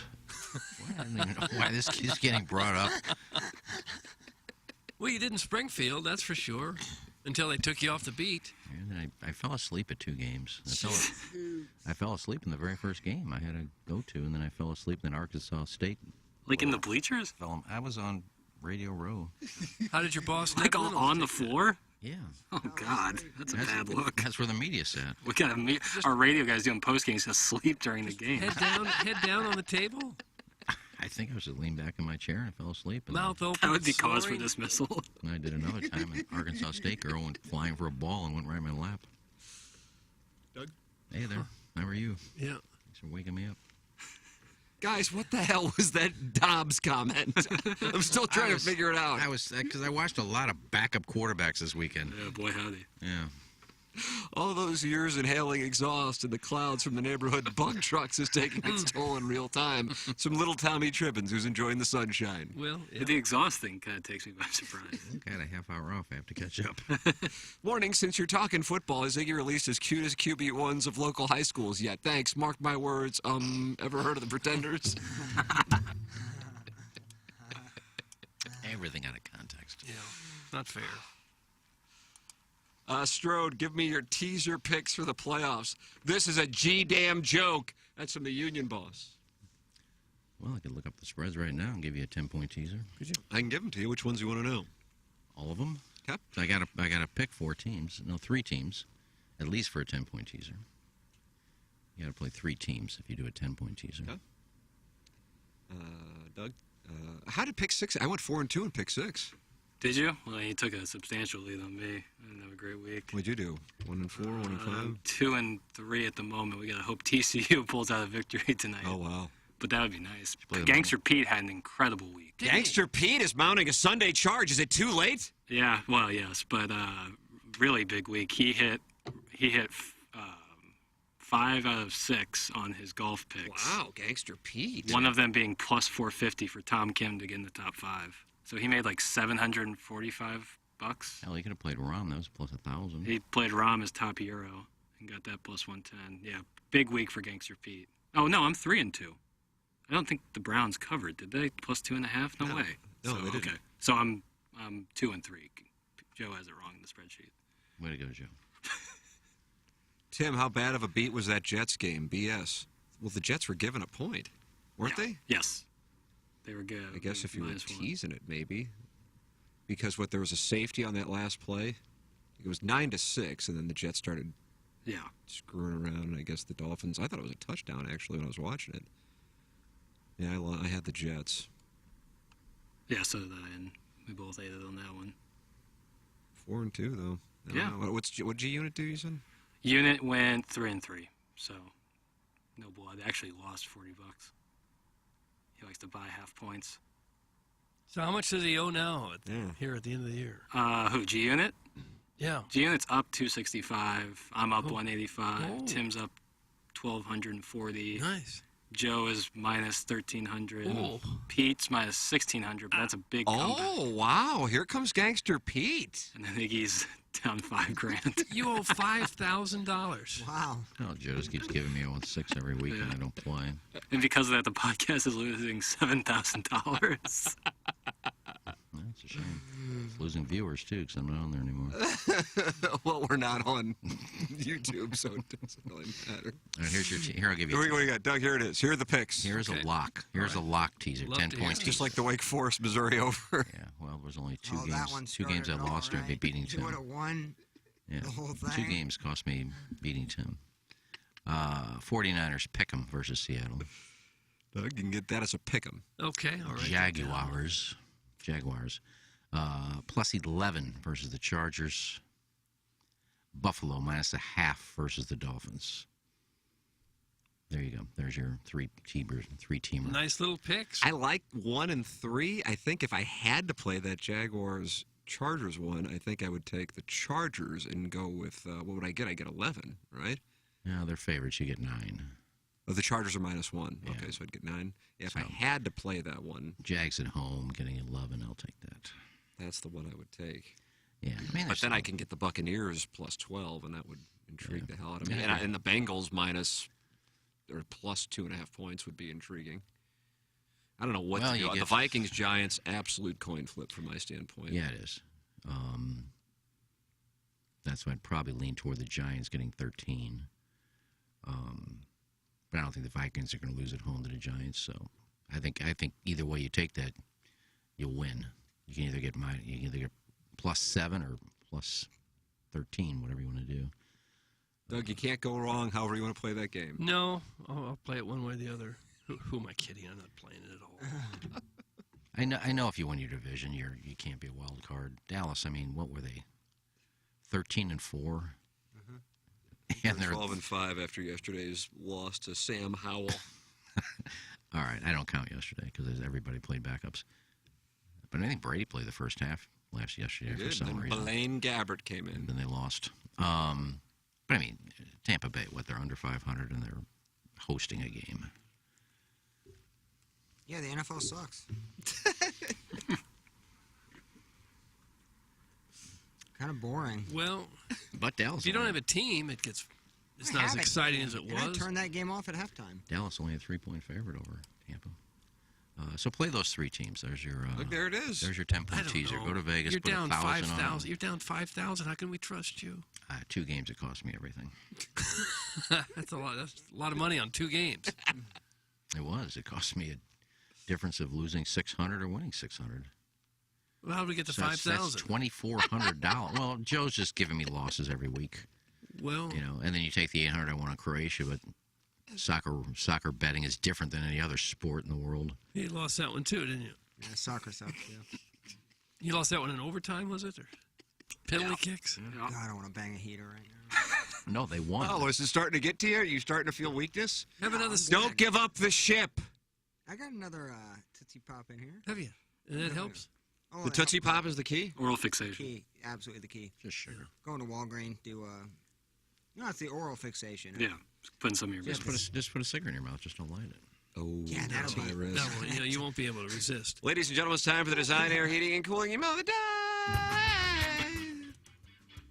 Didn't listen today, but I imagine it was the same bupkis as every other day. Air-fried bacon, droning on about Lisa Ann taking public shots at her gravy train, groaning I don't care in that gravelly Folgers tone when he absolutely does care. The exhausted passport bit where Iggy 100% has the papers in his possession in preparation to absolutely dunk on the Fats when he swag daddies his way onto that Southwest tarmac at Lambert Private Airport. And what's up with the guy on the fan pin taking shots literally and figuratively at 2 a.m.? How about that? How about that? How about that whole deal? Who's taking shots? Hashtag respect for leaving it up and responding to every single comment, weirdo. I have no idea what happened. I didn't get a notification from Facebook. Did we have something go awry, Jackson? Nah. There was somebody drunk on there and posted something and then answered his own question and basically he's I think it had to do with God, it was something he didn't like. I can't think of somebody he didn't like. And he said, I can't believe he's still on. He sucks. And then somebody said, I hate to lose him. And then he responded to that guy, me too, I like him. He just started a post that said you didn't like him. And then he responded saying, I like him too. And then everybody started calling him out. He goes, I just had sex with my wife. I'm overexcited or something. He was just drunk. So I just said, I remember when I had my first beer. Anywho, that guy walked to the bathroom. That guy that walked to the bathroom definitely whacked Tony in the rear of the dome. Don't stop. Meadow Fine. That's from DraftKings Cal. DraftKings Cal. If it's in the prompter, I read it. Okay. The worst text or an email. Yeah, wasn't a great one. It dawned on me that I never shared my New Year's resolutions with you guys, so here they are. Resolution 1, the biggest change I'm making in 2023 is that I am only going on dates with married women. Yeah. For obvious reasons, the husbands of said women are not invited. Hey, they can trust me because I have slept with a married woman for a long time. Resolution 2, for 2023, I'm only going to lay on my back during intercourse. At this point, I'm probably only going to get lucky with a faceless rubber fleshlight that someone mailed me. But if I am lucky enough to bed an actual woman, she has to do all the work while my lifeless, naked skeleton of a body lies motionless under the Vera Wang comforter. Resolution 3. This year I vow to make more than 0 picks per week on my boss's gambling podcast. Making a few pretend wagers seems like a relatively simple task, but I work an exhausting 15 hours per week, so I don't have a lot of spare time on my hands to piece together 6 separate, unnecessarily elaborate 12-team parlays. If you have any more resolutions you'd like to see me make, email your suggestions to heavybreather111 at askjeeves.com. I thought it was McGrill 111. Hey, Tim, will you please give me back access to the TMA STL Instagram account? I should have never used it to incessantly stalk one of my female colleagues. I thought I was doing that from my own private account, which obviously isn't better, but it's where I take video of myself opening used sex toys from guys on the fan page and cooking carp that I plucked out of River de Pear after one of the listeners' wives picked me for our weekly, quote, friend date. I promise I won't use it to reach out to the Mizzou Sports Information Director and demand to know why they're withholding women's basketball losses from me. You see, I have this idea where I video myself walking around and socializing with people around the office who I claim to like but had no idea about their biggest project of the year, who are actually trying to do what's in their job description while blatantly disregarding the one thing that is mine, being on the air while the show is going on. I feel like if I just the right hashtag and tag the right people, it could get upwards of 27 views, which would surpass my latest cooking video by like 200%. So can I get the passy, please? That's from KG in O-Town. KG in O-Town. You may want to take an English lesson. Oh, gosh, you're really coming out heavy against this guy. I'm confused about this Cardinals team because Tim is confused by this Cardinals team, and his eyes don't lie to me. I am proud of Plowsy for quitting smoking, but start pumping some nicotine into that ventilation system because, hot take, has lost it. You can't just keep a guy to be your DH. I got 2 words for you, Mr. Nicotine Withdrawal. Paul and Molitor. Not only does the Igniter have those dreamboat blue eyes, but the man came to play. You know who doesn't win the World Series without Paul? The 1993 Philadelphia Phillies, that's who. Stopping the chalice from going to frickin' Canada. Speaking of blue eyes, I once fell to the sexual charms of a blue-eyed major leaguer. Well, kind of. It was a charity game when this dude just goes yard off of Tom Seaver. As he rounded the bases, I noticed a chubby in his pant. An inordinately large chubby. Well, one thing led to another, and we ended up in the dressing room. Within 3 seconds, his khaki uniform was on the floor, and so was I. And then this run producer turned into a fun producer. Sexual fun, that is. It was the wettest my face belly has ever been, and it wasn't from my sweat. That's from a guy by the name, his first name is Cy, and then his last name is Smatters. Cy Smatters. And one thing did not lead to another.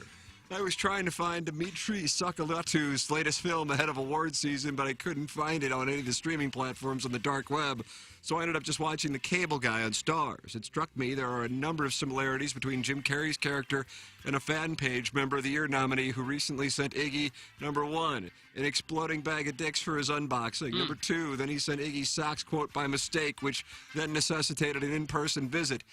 Number 3, he then sent Iggy a Dillian Harper fleshlight, and a day later posted to the fan page to ask how Iggy's right arm and anteater were doing. Oh. Bizarre. Now, in the movie, Jim Carrey bought Matthew Broderick a prostitute, but only after himself checking her out first. Let's hope all this fan page guy did was check out these Dillian Harper fleshlight reviews. Sexy tight sleeve, fits like a glove. That's from Darnell C. I have this very unit in my home. That's from Buck S. It's true, it's true, it's damn true. Larry N. I'm jerking with Dillian, out of town jerking with Dillian. Y'all might as well jerk with Dillian, too. That's from JK. Terrific stuff. That's from Frank C. Are there guys who masturbate with both hands? That's from Mike F. Wonderful. That's from Jiminy G. Happy New Year. It's my birthday in 2 days. Buck Swope.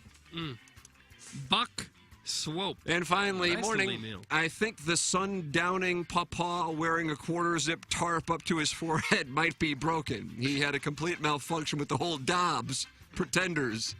Do you know that for a fact? Stroke he had on air after admitting he used a freebase bug truck exhaust.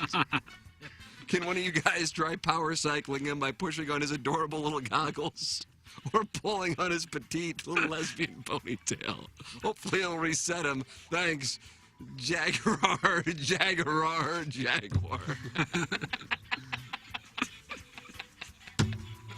And that's what we have. Design, air, heating, and cooling email of the day. Doug, what you got? Well, he's new. I'm gonna vote for Ask G's 111. Whatever that name That was the JV golf coach. Oh, JV golf coach. Yeah, I'm going to go with Jaguar. Oh, my God. I mean, I feel like there was some really nice work out there. He's the only one who made me laugh. So. I'm going to go with Jaguar. You have won the Design, Air, Heating, and Cooling email today.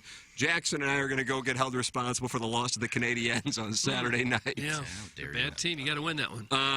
It's on Balloon Party 101 ESPN. JR coming up at 10:45 with us, the great Jeremy Rutherford. Time for us to shut it down for the Plowhawk, for Action Jackson, for Kenneth Hagee Strode, from Brother Kevin, for Douglas Owen Vaughn, and Tim McKernan. This has been the Ryan Kelly Morning After, closing out the Maggie O'Brien's 9 o'clock hour from the Michelob Ultra Studios.